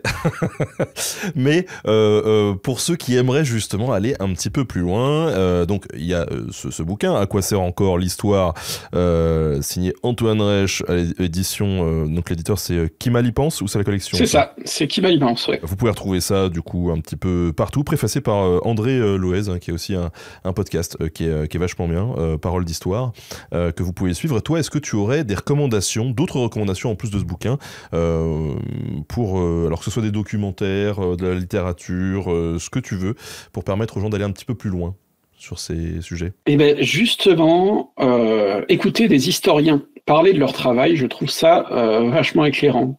Paroles d'histoire, les différents podcasts de Fanny Cohen-Moreau dont on parlait, tes entretiens avec des historiens aussi, parce que justement, ça montre la diversité des méthodes de travail, etc. Et ça fait rentrer dans les cuisines. Et donc, pour moi, ça, c'est vraiment, vraiment cool. Et il y a un bouquin qui, pour moi, du coup, est une très belle synthèse de ce qu'est aujourd'hui le métier d'historien, avec tous ces aspects pratiques plus théoriques. C'est globalement un manuel destiné aux étudiants, mais qui, à mon avis, peut être lu par tout le monde. Hein. Ça s'appelle « Initiation aux études historiques ». Je n'ai plus le nom des auteurs. C'est pas celui où il y a Catherine Kikuchi Alors si, mais je n'ai plus les noms des deux autres. C'est pour ça que je n'ai cité personne. Et donc, ce manuel en plus, si ça n'a pas changé depuis, l'éditeur l'avait mis aussi en version en ligne, où vous avez tout ce que vous avez dans la version livre. Hein. C'est version complète avec même des outils numériques en plus. Et pour moi, c'est vraiment une base extraordinaire pour se faire une idée de ce que c'est l'histoire, justement, en tant que pratique. Parce que moi, si j'ai vraiment un conseil à donner ultime à partir de ça, c'est renseignez-vous sur ce qui se passe dans la cuisine, demandez-vous comment la bouffe est faite. C'est à ça qu'on différencie, en fait, le fast-food de la bonne bouffe. Oui, alors, les trois noms, c'est donc Catherine Rideau-Kikuchi, Bénédicte Giraud et Reine-Marie Bérard. Voilà. C'est ça. Eh ben, écoute, merci en tout cas pour ces recommandations. Un petit mot de la fin, peut-être. Tu as d'autres actus, peut-être, déjà avant que la sortie de ce bouquin? Ma principale autre actu, c'est que je suis en train de continuer ma série sur la Deuxième République et le Second Empire. Donc là, bientôt, j'espère, on est en train de finaliser la vidéo. On va parler du coup d'État de Bonaparte, et ça va être très très difficile de ne pas faire de parallèle avec le présent. Mais justement, c'est très important de comprendre pourquoi ces parallèles ne marchent pas vraiment. Est-ce que tu voudrais profiter de cette antenne pour nous dire un dernier petit mot, peut-être, de passer un message à ceux qui nous écoutent? Je vends une Mercedes, non, rien de... rien de plus, méfiez-vous des contrefaçons. Surtout toi au volant de Merco, je le vois bien. Merci encore en tout cas Antoine de nous avoir accordé un petit peu de ton temps aujourd'hui pour y voir plus clair sur cette question quand même hyper importante, à quoi peut bien encore servir l'histoire. Merci à tous ceux qui ont suivi cette émission que vous pouvez retrouver bien évidemment en rediffusion, en podcast ou sur YouTube dans les semaines qui viendront. Merci à Louis pour la préparation de cette émission comme d'habitude. Salut tout le monde!